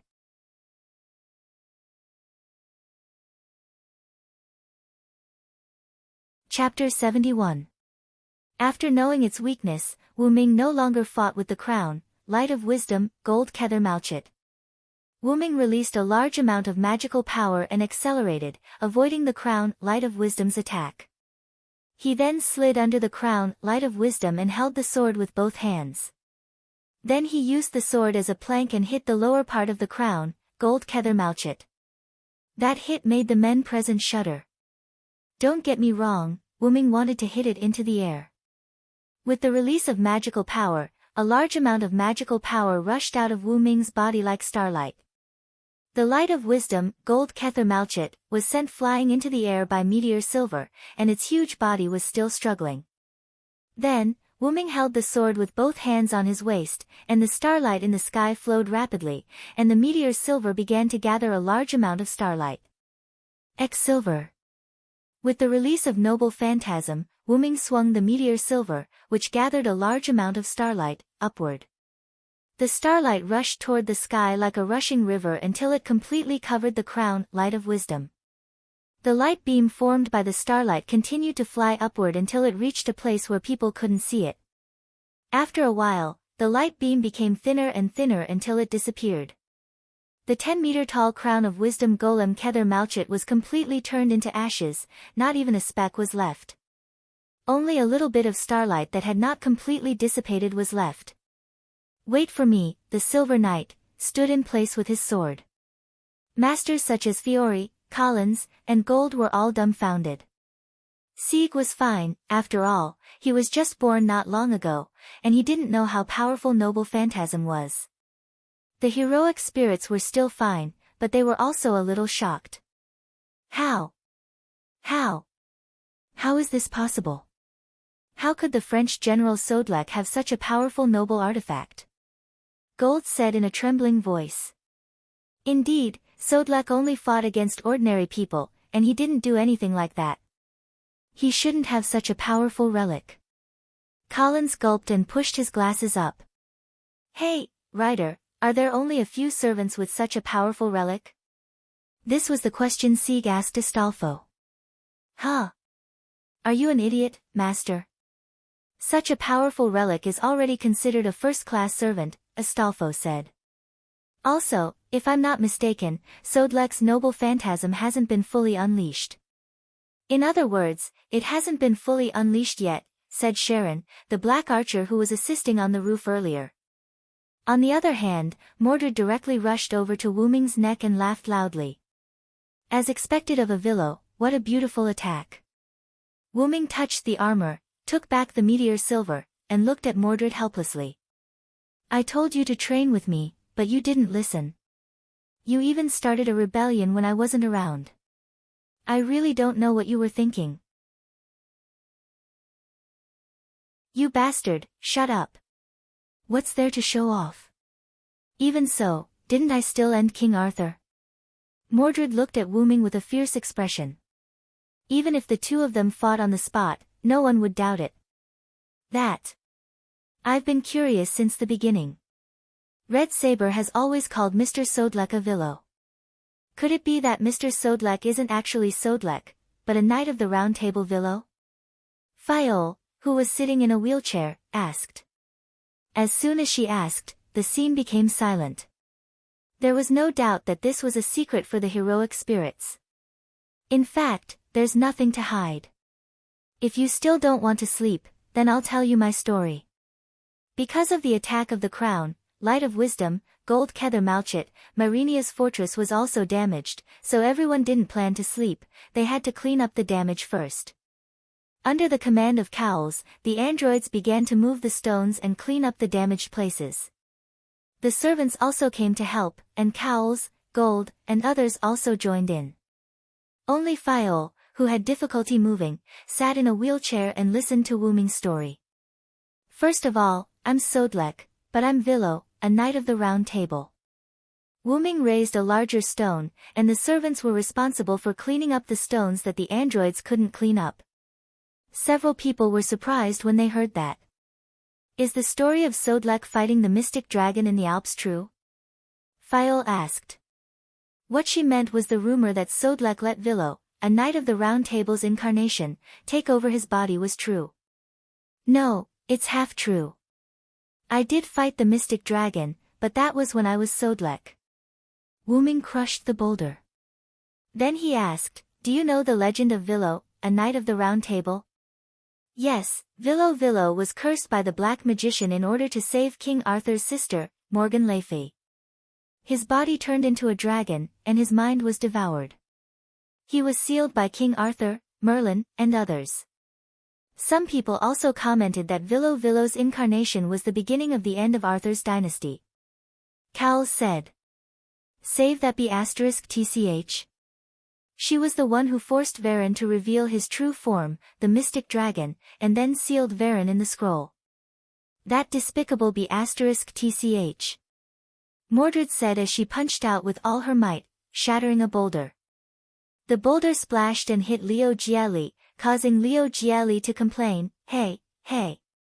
Be careful." Then, what does it mean to turn into a dragon? Is Villo a dragon? Leo Gielli asked. That's right. I'm a dragon, a purebred dragon, Wyrm said calmly, as if he was talking about what he had eaten yesterday. Sigh. A few different voices cried out. Is this possible? That's a dragon. A dragon that will never be seen again in the Kannagi era. Wyrm ignored their ruckus and continued to speak. Ah, that's right. Dragons didn't appear in King Arthur's era. Dragons weren't suitable for that era, so I turned into a human. After that, Morgan Le Fay used an unknown poison to devour my mind, and I turned back into my original form. That era couldn't bear my existence, so I was forced out of that era. This is too shocking. Gold said blankly. He didn't know that the boulder in his hand had left his palm and was smashing toward his feet. Ah! My feet. It hurts. It hurts. Ah! Gould rolled on the ground with his arms around his legs in a sorry state. Everyone laughed and continued to listen to Wyrm tell his story.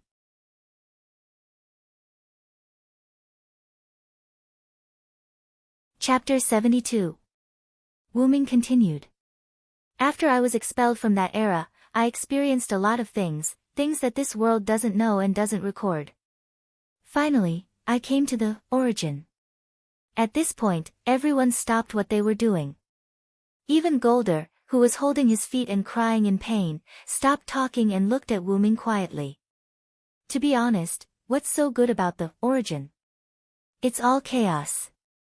For humans, there's no benefit in it other than being assimilated by the origin, Wyrm said contemptuously. The magicians present all knew that Wyrm was mocking those magicians whose ultimate goal in life was to trace the origin.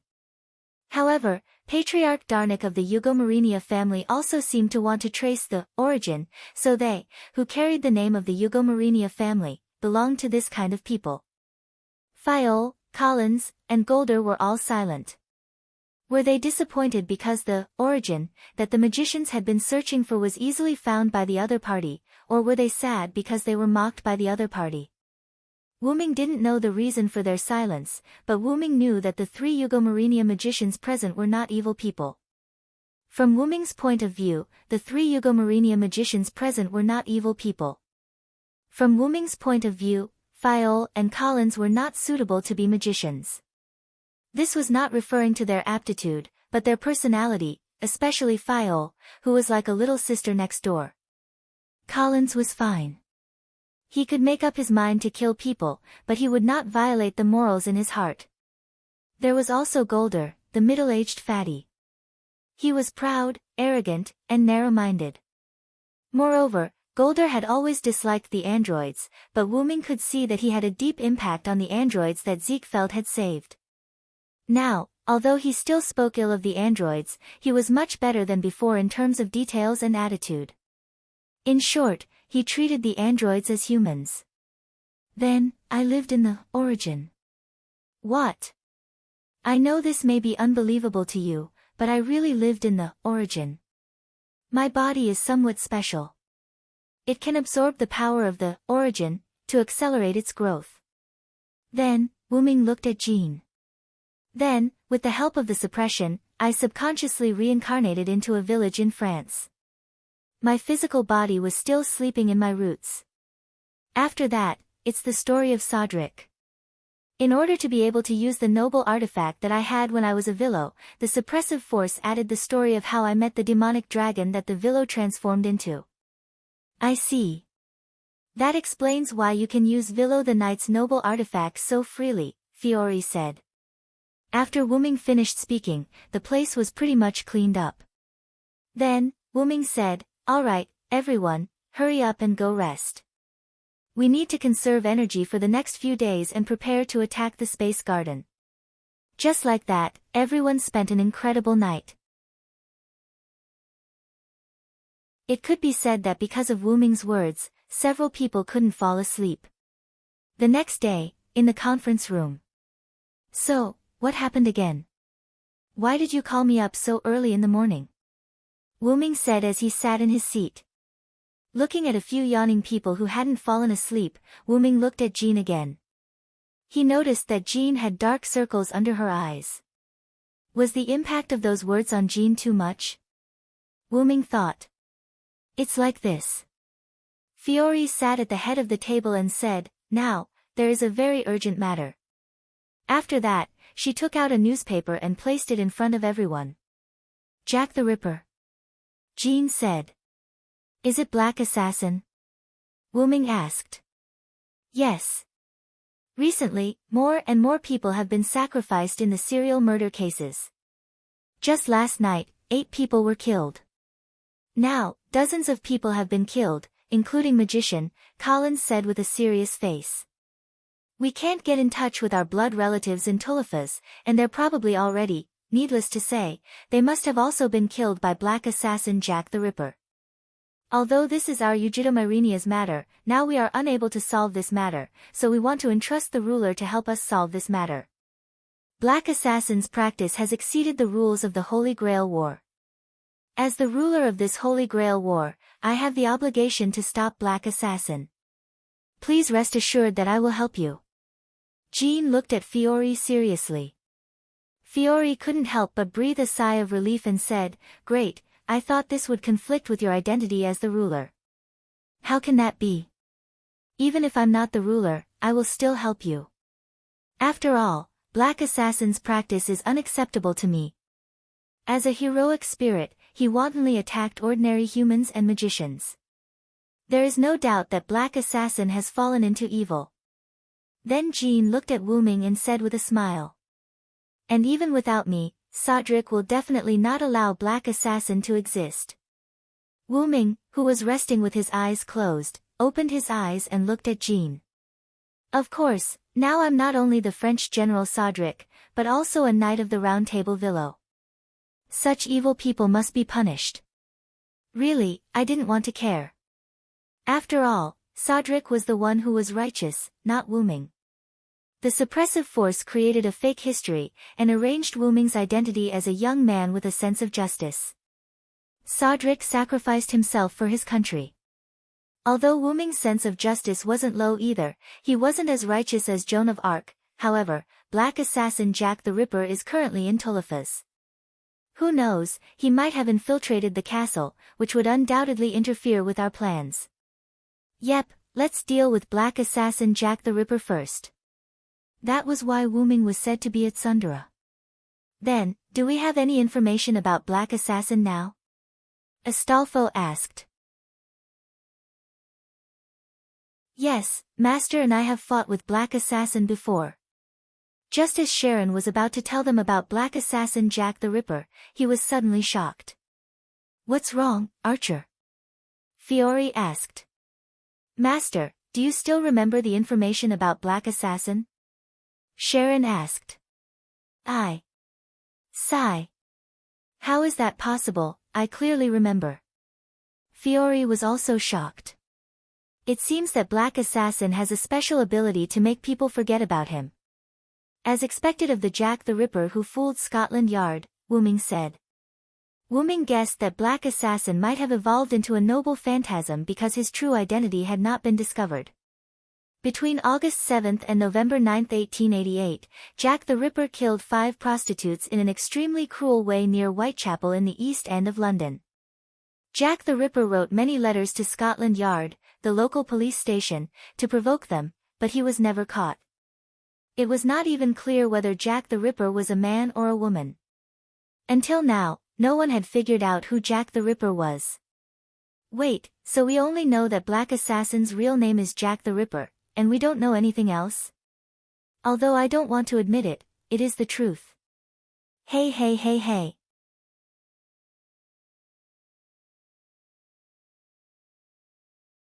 Chapter 73. In the end, everyone decided to first check the situation of the missing people of the Yugomyrenia family in Tolofas. Myrenia Citadel, Corridor. Because Cowles wanted to check in person and needed to bring some tools, he left first accompanied by Sharon. Sieg and Astolfo seemed to have gone to find the androids, and Fiore became the patriarch because of Darnik's death, so she still had work to do. So now only Wuming and Jean were left. Wuming requested to set up some magic traps around Myrenia Citadel to guard against Black Assassin Jack the Ripper. At this moment, the two were on their way out of Myrenia Citadel. I really miss those relaxed days, Wuming said slowly with a nostalgic expression on his face. Joan of Arc was also deeply moved. To be honest, you've never been like a child since you were young.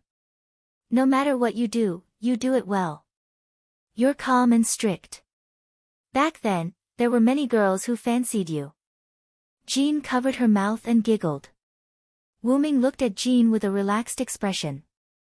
I'm sorry, Jean, I didn't tell you about my past. How could that be? Jean shook her head. Because I know, whether it is Vilo or Sodlek, they are all you, aren't they? So I will accept them all. Then, Jean showed a big smile to Wuming.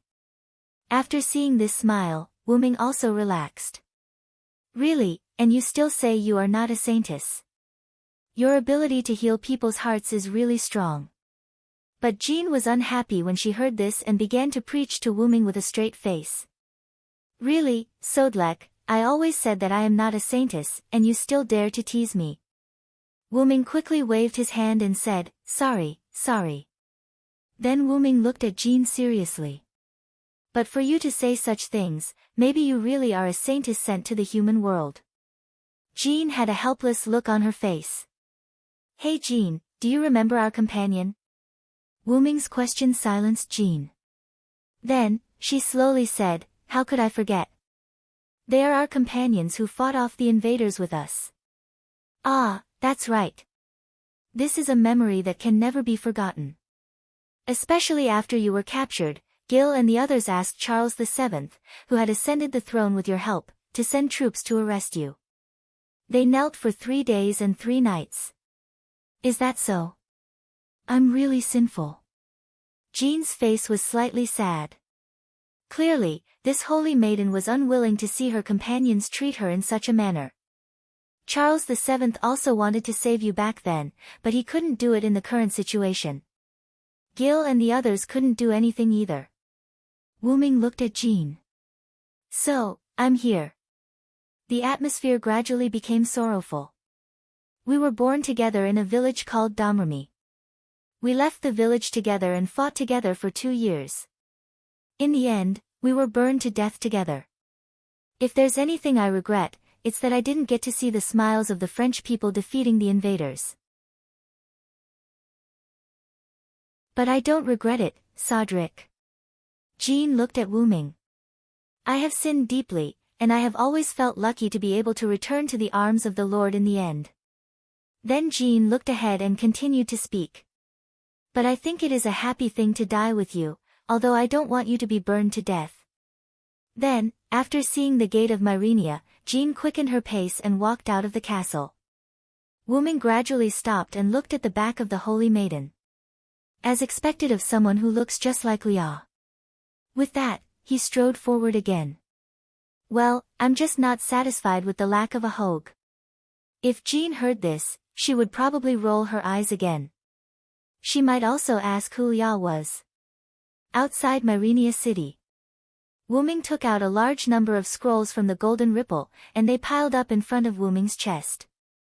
Then Wuming said to Jean, these are the magic scrolls I accidentally obtained when I left Britain to travel. Jean, you and I will take half of these scrolls, and insert them around Myrenia City in a circle. Well, but it's surprising that my true name decipher didn't activate. I think these scrolls have a Nordic style, but they don't look like it. Jean said while holding a long roll of scrolls. Well, maybe it's because this is not the magic of this world. After all, this is what I got in another world. Wuming said. Hey! Another world. Then you have to deal with these magic of another world properly. If you are accidentally discovered by the people of this world, those magicians will definitely go crazy again. Jean said with a smile. Yes, these scrolls will disappear after they are activated, and the magic will automatically dissipate when the time limit is reached. Don't worry. Wuming explained. Then let's get started. After that, Wuming and Jean began to arrange the scrolls. To ensure the powerful effect of the magic, Wuming told Jean to arrange the scrolls in a certain pattern with a specific technique. Although Jean was a ruler, she was still a village girl, so it was a bit difficult for her to solve some profound problems. Wuming could only smile helplessly and let Jean help him arrange the scrolls. Soon, the two completed the arrangement of the scrolls. Wuming smiled and said to Jean, Jean, I remember you relied on a high school student, so do you know how to do math questions? I don't understand. Ha ha ha. Jean laughed, but the laughter was weak and awkward. Wuming shook his head. It's better for you to be a village girl. Leave the saintess to others. Wuming knocked Jean's head. Then, Wuming didn't care about Jean, who was holding her head and acting cute, but began to activate the scrolls. It is said that the magic spells in Yggdrasil are some similar to English words. As long as you reply in English, you can basically recite the spell. As a spell similar to English words blurted out from Wuming's mouth, the scrolls inserted into the ground began to be burned by blue flames and instantly turned to ashes. Jean couldn't help but look around. As the scrolls disappeared one by one, the surrounding atmosphere and air seemed to be buried by something and became extremely sticky. The amount of magic in the atmosphere gradually increased, and when it reached the density of the atmosphere that modern people couldn't stand, Wuming stopped. Then Wuming opened another golden scroll and dripped a drop of his blood on it. The scroll seemed to be activated, and it was instantly burned to ashes by blue flames. At this time, the amount of magic in the air returned to normal. Really, because of the influence of my class, I can't use high-level magic at all. The scroll just now was forcibly released with my own blood. Wuming said somewhat unhappily. Those scrolls were some magic scrolls between level 40 and 60, which dealt with Wuming's skills. Magic C studied magic a little, but didn't pay much attention to magic. Because of Magic Dragon, the level was slightly increased. If it weren't for Magic Dragon, Wuming could only use level 20 to 40 magic. According to Wuming's inference, Yggdrasil's magic and the corresponding level of the moon world corresponded like this. Level 0 to 20 was E, level 20 to 40 was D, level 40 to 60 was C, level 60 to 80 was B, level 80 to 100 was A, and super magic was EX. The golden scroll just now was a level 80 item. Okay, now it's almost done. At this time, the rest of the people were almost ready.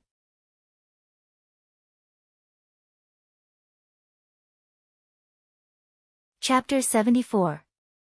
After everyone was ready, Wuming, Joan of Arc, Sharon, and Collins went to Tulifaza's missing relatives to investigate. Fiore, Sieg, and Astolfo stayed in Myrenia Citadel.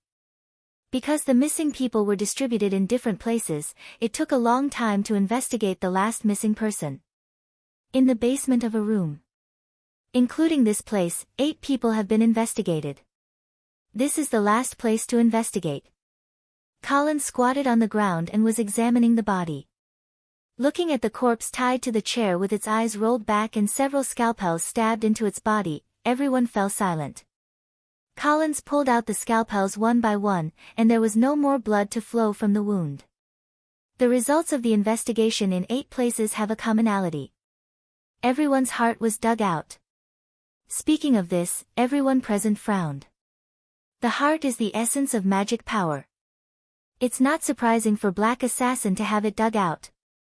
Wuming stood aside with his hands on his chest, and then said, maybe Black Assassin's master is an ordinary person, not a magician. This reminded everyone.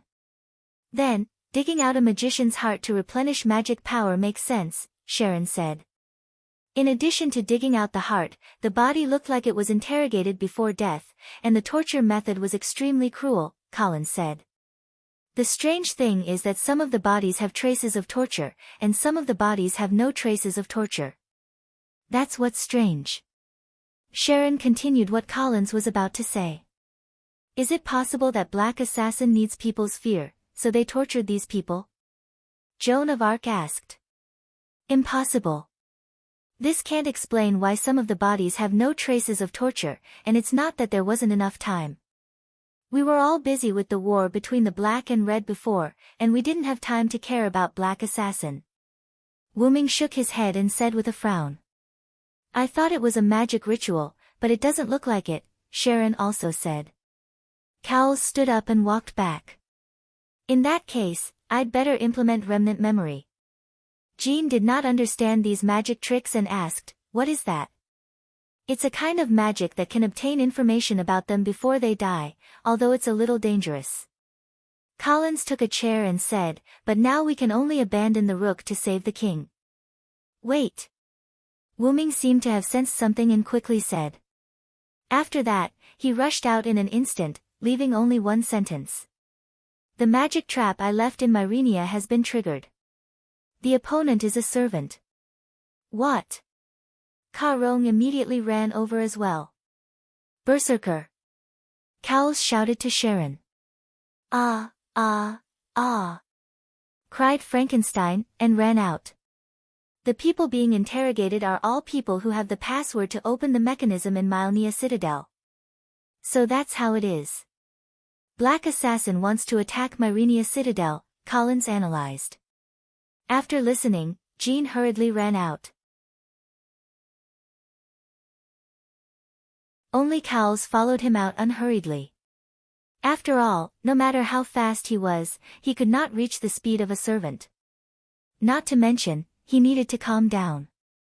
Cowles picked up his phone at this time and wanted to call his sister, but at this time, the phone showed that there was no signal. Sister, please don't let anything happen to you. Cowles could only pray like this. At this moment, Yugo Myrenia family, Myrenia Citadel.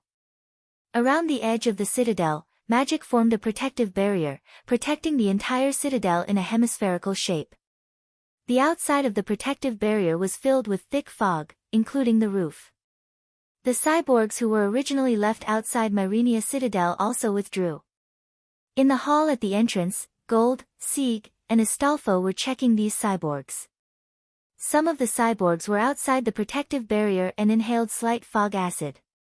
Fortunately, they were treated in time, and there were no casualties for the time being. Gold asked at this time. Where is Fiore now? Is there a guard around her? A cyborgs on the side replied. The Patriarch is now in the former Patriarch's study. There is no guard around her at the moment. As soon as he heard that, Sieg immediately turned around. Hurry, Ryder, the enemy may be a servant. Oh. Oh. Understood. After saying that, the two quickly ran toward the study. Gold was left behind with a confused look.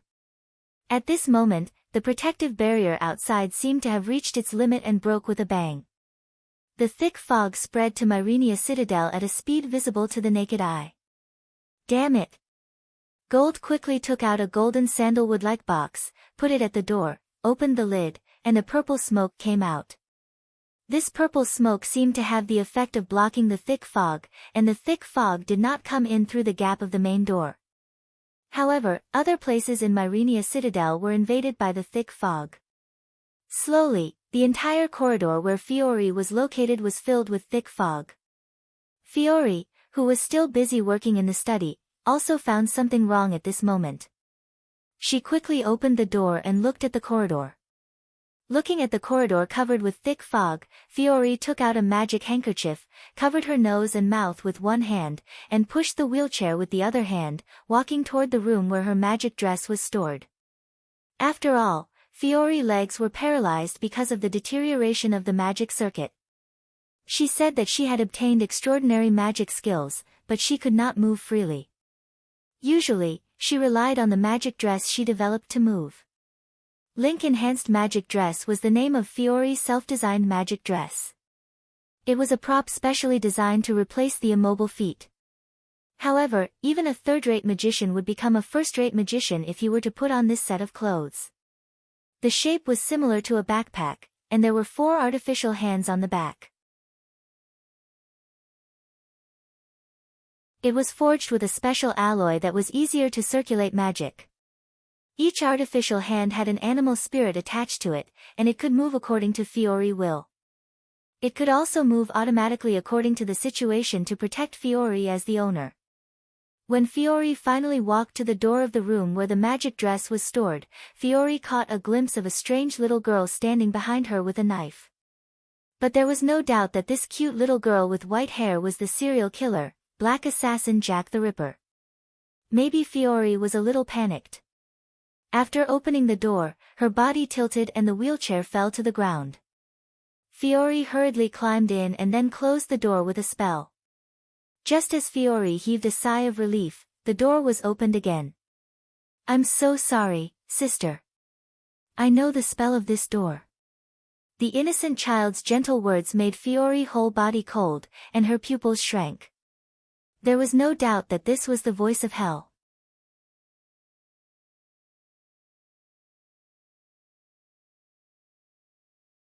Chapter 75. Fiori hurriedly reached for the box on the table, but how could Jack let her get it? Jack jumped lightly and stood on the table. He stepped on the box and picked it up. This must be something very important to Big Sister. "I can't let you get it." It was still that sweet voice, but Fiori still couldn't hear the sweetness. "Is that so? Then I'll use this first."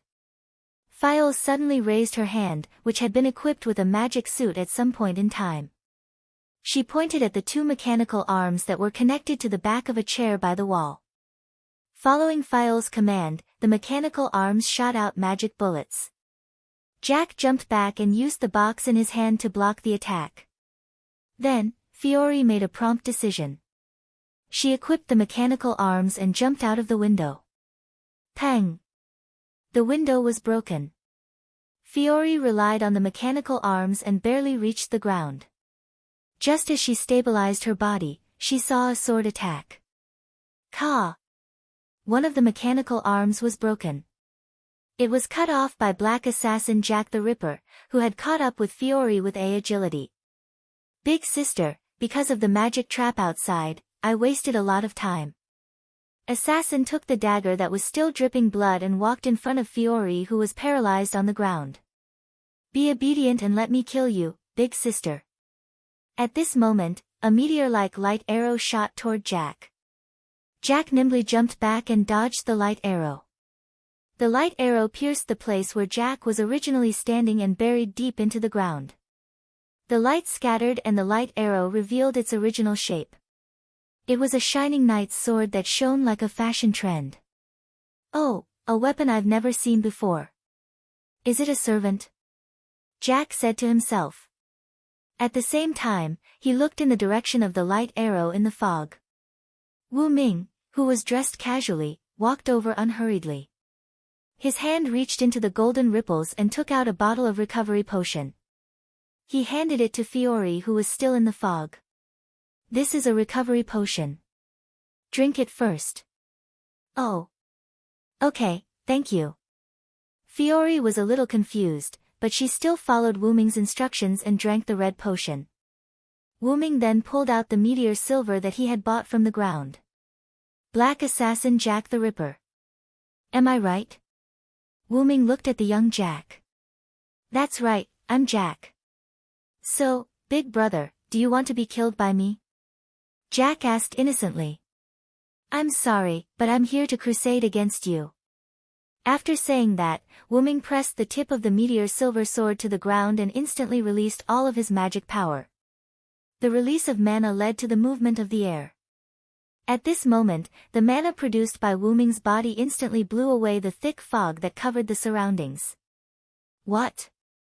Jack cried out in surprise. Although the fog was also a type of fog, it was formed by Jack's noble phantasm.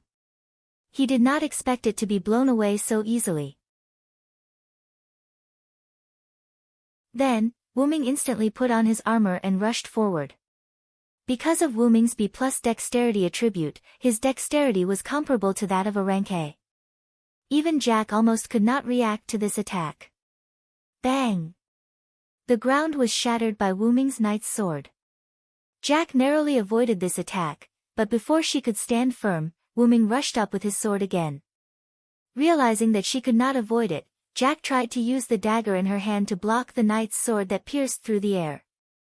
However, it was useless. Jack's weapon could not defend against Wuming's A+ strength. The huge impact sent Jack flying.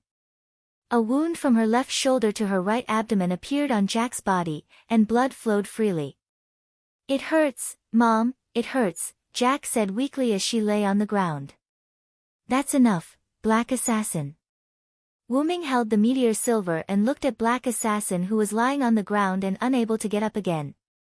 However, Jack's figure became illusory. Wuming sensed that something was wrong and rushed up.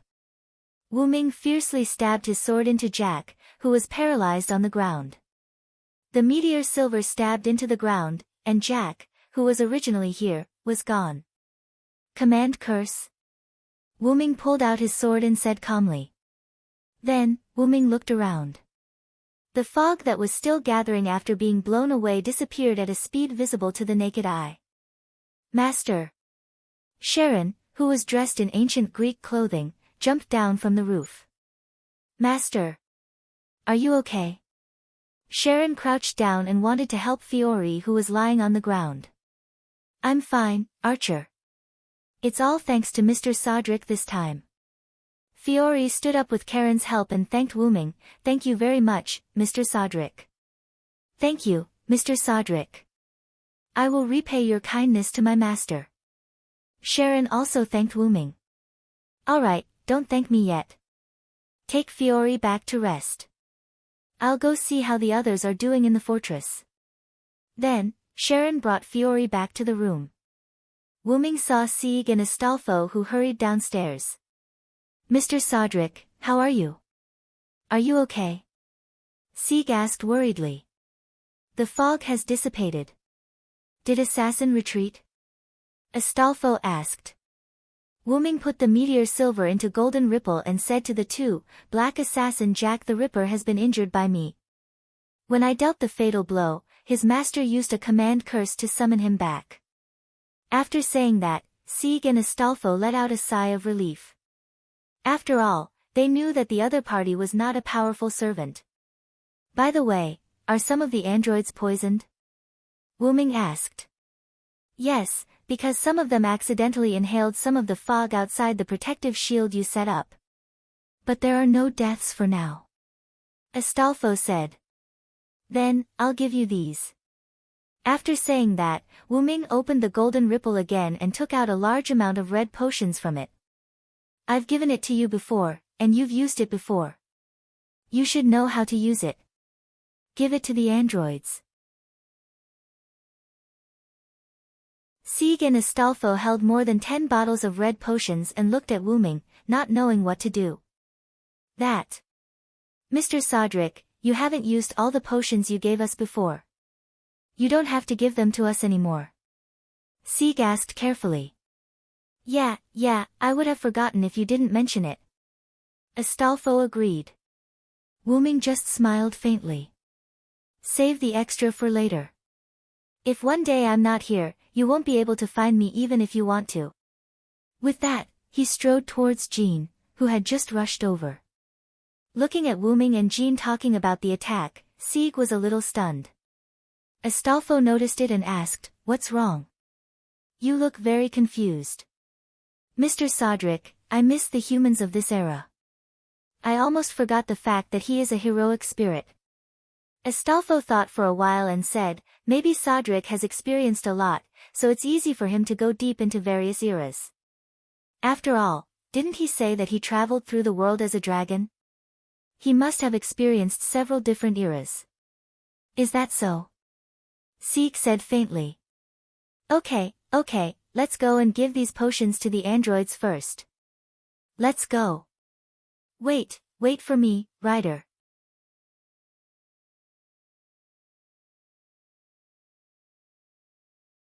Chapter 76. Evening, Myrenia Citadel, Conference Room. Everyone sat in their chairs and looked at Wyrm, who was analyzing the situation. Black Assassin does have the ability to erase his memory and information. This has been confirmed. Wyrm crossed his arms and looked at everyone. But I can feel that Black Assassin has been injured by me. That's what my sword said. And if the other master is an ordinary person, then Black Assassin will definitely attack again because he needs to replenish his magic and recover his body. Collins put the organized files on the table and said, according to our investigation in Japan, at the place where our original master of Black Assassin, Xiangliang Leopard Horse, was killed, there were no traces of the death of the sacrifice used, the 6-guide Slingxia. Furthermore, there were no signs of a transfer charm in Xiangliang Leopard Horse's hands. It can be inferred that during the summoning process, the 6-guide Slingxia was automatically selected as its master by Black Assassin, and after the original master Xiangliang Leopard Horse summoned Black Assassin, it killed Xiangliang Leopard Horse. This is the information of 6-guide Slingxia. In other words, the other party will definitely attack again, right? Astolfo said. Yes, what we need to do now is to wait for Black Assassin to come, Wyrm said. And Black Assassin triggered my magic trap, leaving a mark on his body. As long as he comes within a certain range of me, I can detect him. But how do we lure Black Assassin out? Fiore asked. After a short rest, because Fiore was not injured, and because she was the current leader of Ujido Myrenia, she came to participate in this meeting. I can be the bait, Seek stood up and said. No way. It's too dangerous, Master. You are not a servant at all. You can't defend against an unexpected attack. As Seek's servant, Astolfo immediately retorted. That's right, Seek. Although you want to help everyone, you are too weak as a human. Because of Zijifai's heart, Seek's body was no different from an ordinary person. His magic circuit was also of high quality. His physical fitness was even better than ordinary people. However, Seek was still a human being. He couldn't defend himself from the attacks of the servants in the dark. Even the weakest assassin couldn't do that. It wasn't that Seek was weak, nor was it discriminating against servants, but Seek's servant was too powerful. Don't worry, Seagull-kun. Because I'm a servant, I can suppress the presence of a servant. Jean said. And I will be by Jean's side. I have this item that can shield my aura. Nothing will happen. Please rest assured. Wyrm echoed. Yes, I understand, Seek said with disappointment. Wyrm took a deep look at Seek and then ignored him. Astolfo is responsible for observing from the sky, Sharon is responsible for sniping from Mylenia's fortress, and Sodlek and Jean will be the bait. Collins said. So, it's decided. In order to prevent Black Assassin from attacking ordinary people at night, let's act tonight. Wyrm stood up and said. Yes. Everyone replied. After the meeting, Wyrm did not choose to have dinner with Jean. Instead, he went to Sieg and said, let's talk, Sieg. Sigh. Sieg and Astolfo said. After a while, Jean took Astolfo to the restaurant, Wyrm and Sieg walked on the wall of Mylenia's fortress. Sieg, do you think you are useless? Wyrm took the lead to speak. Sigh. Mr. Sodlek. I really want to repay you for helping me, but... Sieg said softly. Sieg is willing to give you the heart, not only because he wants to help the people in need, but also because he wants to help the people who ask for help and the people who don't give up. Wyrm stood on the edge of the wall and looked at the endless grassland in the distance. The grassland, which was originally the battlefield of the Black and Red Army, had been repaired by magic, and there was no trace of damage. Even so, I haven't been of much help to everyone. I've always been asking for help. Everything depends on you, whether it's saving my fellow countrymen, Miss Fiore being attacked by Black Assassin, or acting as bait. If it weren't for you, I would have been in a worse situation. Sieg lowered his head in disappointment. You underestimate yourself, Sieg. Sieg did not speak, but looked at Wu Ming with some doubts. Let's not talk about the fact that you have the best magic circuit as an android. You are now the master of a servant. Wu Ming turned around, looked at Sieg, and continued. The master of a servant is not something that any magician can be, not to mention that you became a master by virtue of your bond with a servant. Although he saved you out of a sense of heroism, he was willing to conclude a contract with you because he remembered your character, and Astolfo saw it in his eyes, and he recognized you as a human. You conveyed your will to me, to the people of Eugomarinia, otherwise, even I alone can't change their view of you. What Wu Ming said was true. Afterward, Wu Ming told Eugomarinia and the others about Sieg's thoughts. After listening, they were silent for a long time. Only Golder was a little uneasy, but under Wu Ming's pressure, he didn't say anything. And those androids, I believe they must be grateful to you now for helping them win freedom. Then, Wu Ming turned back. Wu Ming looked at the vast night sky and said, let's take the example in front of us, valiant spirit, a servant. Look at Astolfo, his power is weak among the servants. Some powerful magicians can defeat him, but have you ever seen him discouraged? You know the story of Astolfo, right? His strength in the legend of Charlemagne is too different from the other warriors, but he can still be ranked as one of the 12 warriors of Charlemagne. Do you know why? Wu Ming asked. Sorry, I don't know. Sieg replied. It was too complicated for an android who was born not long ago. That's because he has the power of the heart.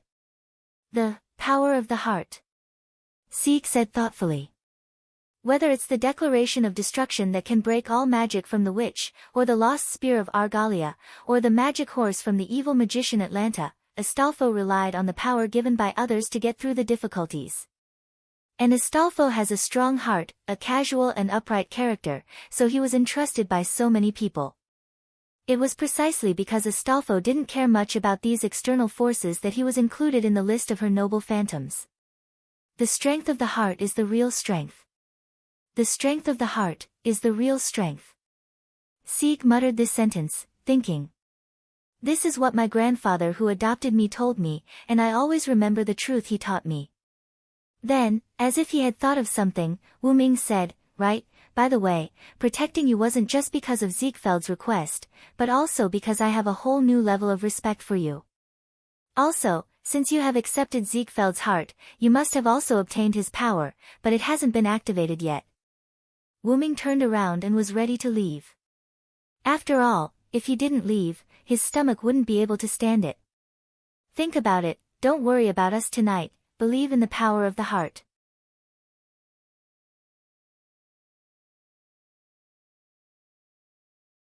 Chapter 77. After leaving the city wall, Wu Ming went to the dining hall. Everyone else had already finished eating. Only Jean and Astolfo were still waiting. Jean returned to the dining hall because her body needed to eat. Astolfo didn't need to eat, but he would eat with Sieg. Wu Ming was the same. Wu Ming would eat with Jean. Yo, Cedric, Astolfo greeted him warmly. How is it? Jean asked. He won't understand in a short time. There's still a long way to go. There's no need to rush, Wu Ming replied with a smile. Then hurry up and eat, Cedric. After a while, Cedric and Jean were almost done eating, but Sieg still hadn't arrived. Why isn't Sieg here yet? Did you make him stupid, Cedric? Astolfo said while lying on the table in boredom. Coincidentally, Sieg pushed the door open and entered just as Astolfo finished speaking. Sigh, Mr. Cedric. Sieg was a little embarrassed because he had just been lectured by Wu Ming. He was like a student who had just met his teacher. Hurry up. Sieg, hurry up and eat. We still have to move later, Astolfo said. Oh. Okay. Soon, everyone was ready. Fiol and Cowles were overseeing Myrenia Citadel. Frankenstein followed Cowles and Fiol and was responsible for protecting them.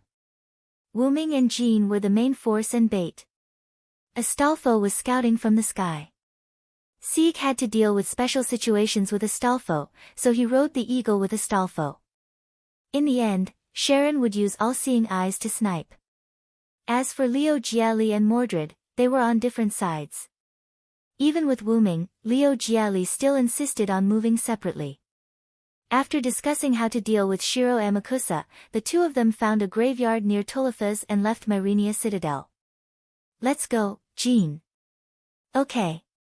Wuming took out a bottle of potion and drank it. This was a high-level potion from the YGGDRASSAL, World Tree, that had a special invisibility ability.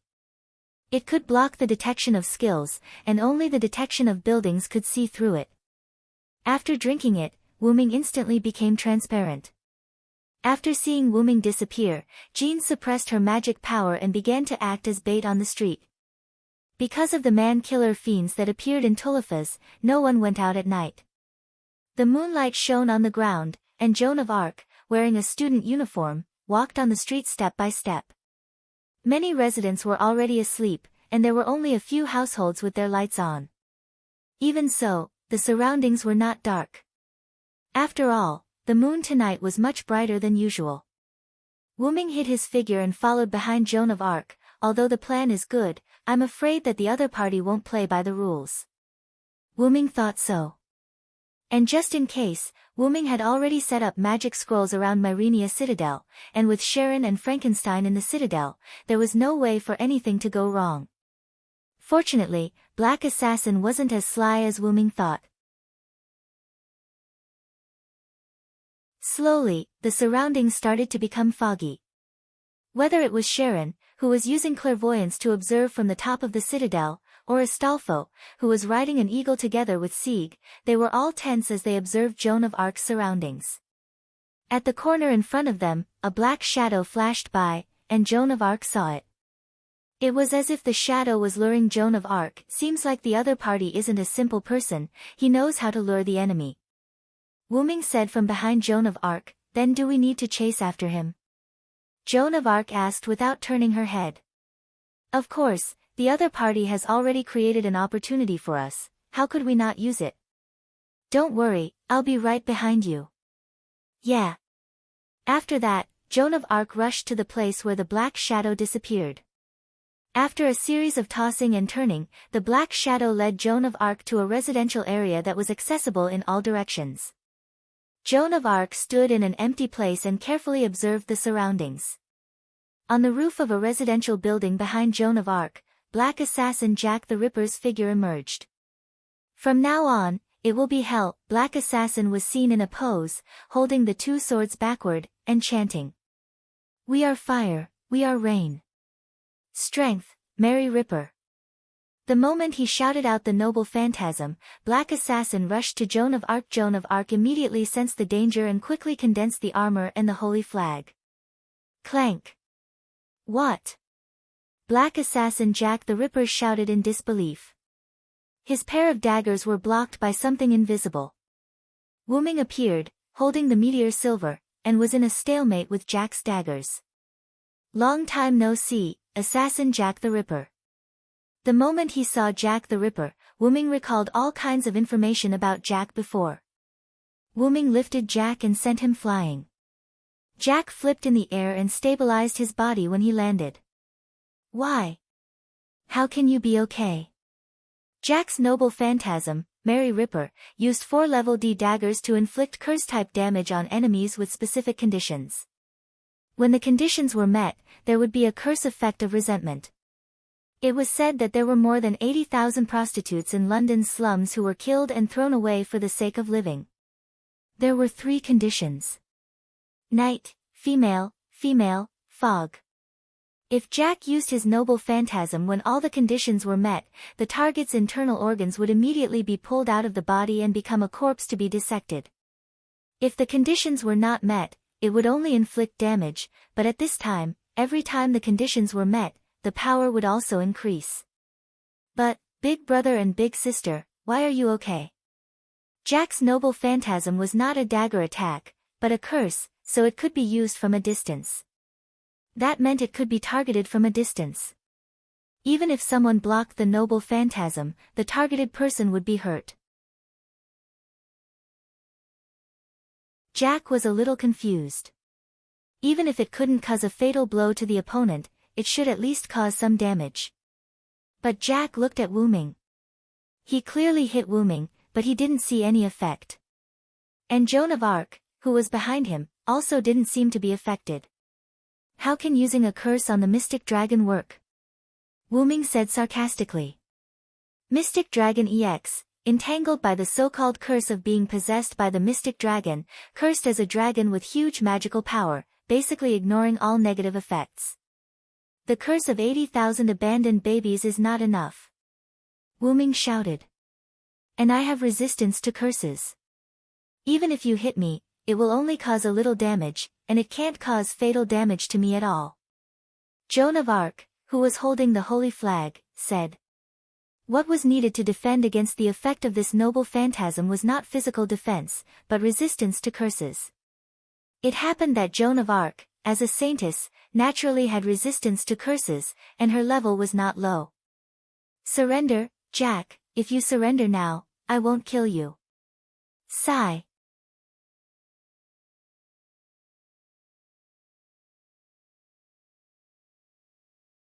Chapter 78. Sigh.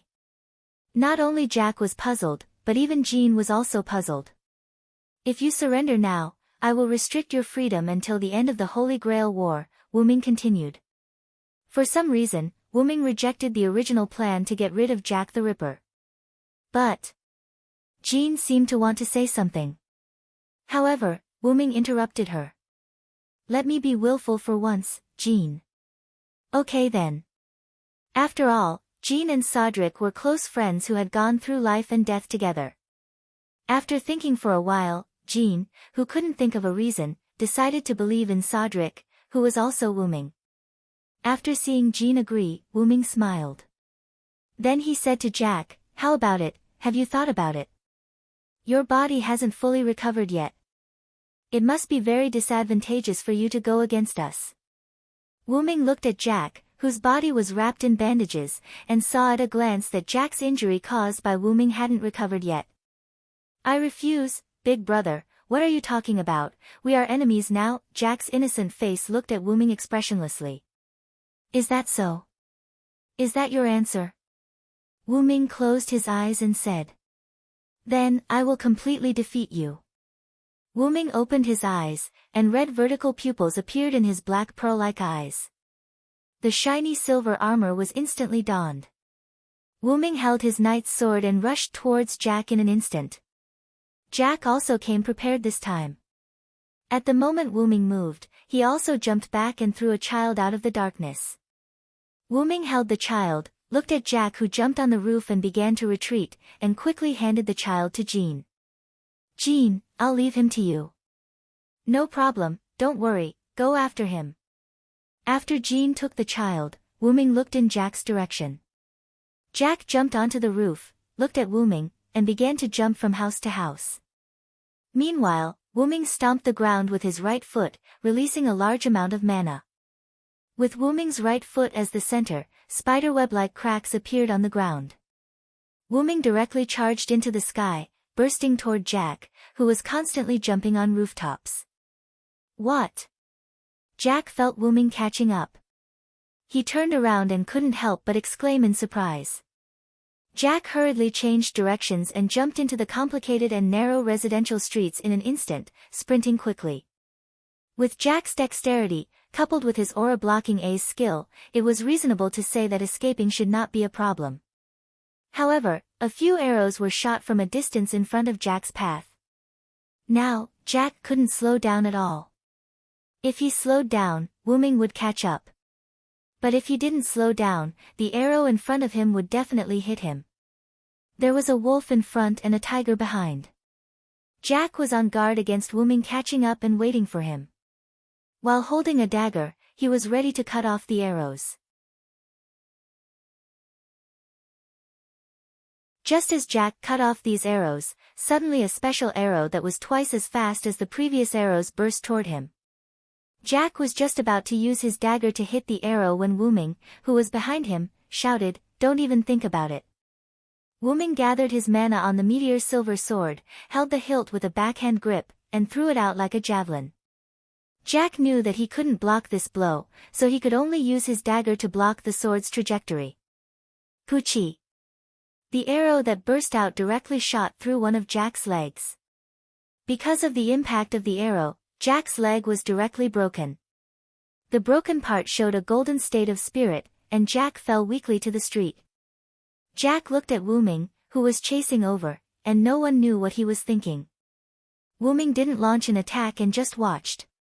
Then Wyrm felt a wave of spatial fluctuations, and Jack disappeared in front of Wyrm's eyes.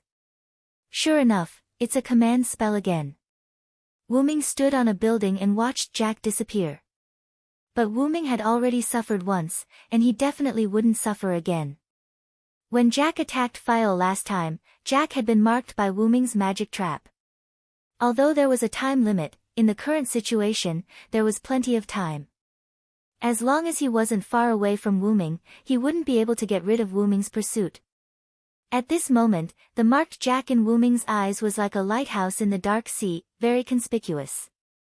And in order to prevent Jack from being summoned away by his master with a command spell again, Wyrm and Jean deliberately chose to act as bait in the central area of Tuliphas.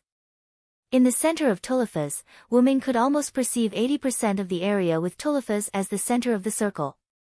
In this way, even if his master used a command spell to summon Jack away again, even if Jack led Jean away a little before, it wouldn't have much impact on Wyrm's perception of Jack. In case of accidents, Wyrm also prepared a tool to enhance the magic of intelligence. Of course, the premise of this series of conditions was that Jack's master was in Tuliphas, otherwise Wyrm couldn't do anything. According to Wyrm's inference through his sword, Jack was seriously injured and couldn't leave Tuliphas in such a short time. He could only kill people in Tuliphas and dig out their hearts to replenish his magic power. Otherwise, as long as he accidentally encountered a black side or a red side servant, he wouldn't even have the power to protect himself. Sure enough, the mark on Jack's body moved to the opposite direction of Wyrm's pursuit of Jack. It seemed that the other side had already discussed it. When they were defeated, they would run in the opposite direction, and then the master would use a command spell to summon Jack back. However, the other side may not have thought that Wyrm's combat power was so strong that Jack almost died here. In this way, as long as we find the location of his master, then we won't be afraid of Jack escaping again. With that, Wyrm instantly turned around, released his magic power, and burst toward the place where Wyrm sensed at the moment. However, the roof that Wyrm was standing on was already shattered to the point that it couldn't be any more shattered. It woke up the people who were sleeping in the house. In a house, next to a corpse, a woman was holding Jack, who was running on the street before. She had long green straight hair to her waist, a green off-shoulder skirt, a brown jacket with black fluff on the jacket, and a pair of black knee-high boots on her legs. She looked like a woman with the temperament of a rich young lady. This was the current master of Black Assassin Jack the Ripper, the person who was sacrificed by the former master Xiangliang Leopard Horse, Six Guides Ling Xia. "Jack, are you okay?" Six Guides Ling Xia asked Jack with an unusually gentle tone, while touching her head and looking at her short legs that were still spiritualized. "It hurts, Mom, it hurts." Jack choked with tears in the corner of her eyes. If it wasn't for the bloodstains, daggers, and broken legs on her body, anyone would think that she was a cute child who was bullied. Moreover, the "we" Jack was referring to was herself, not her and Six Guides Ling Xia. Because Wyrm had said before that Jack used the curse of 80,000 abandoned babies, which meant that her true body was 80,000 abandoned babies. "Okay, Mom will take you out of here." With that, Six Guides Ling Xia stood up, picked up Jack, who couldn't move because of her broken legs, and walked toward the door. Click, Six Guides Ling Xia opened the door and walked out. Whoosh! You're tuning in to the Blissful Bookshelf YouTube channel. We're so grateful for your support, and don't forget to subscribe to join us on this incredible journey through captivating stories. Your generosity through donations truly makes a world of difference, as it's the primary source of revenue that allows me to expand and enhance this channel for you.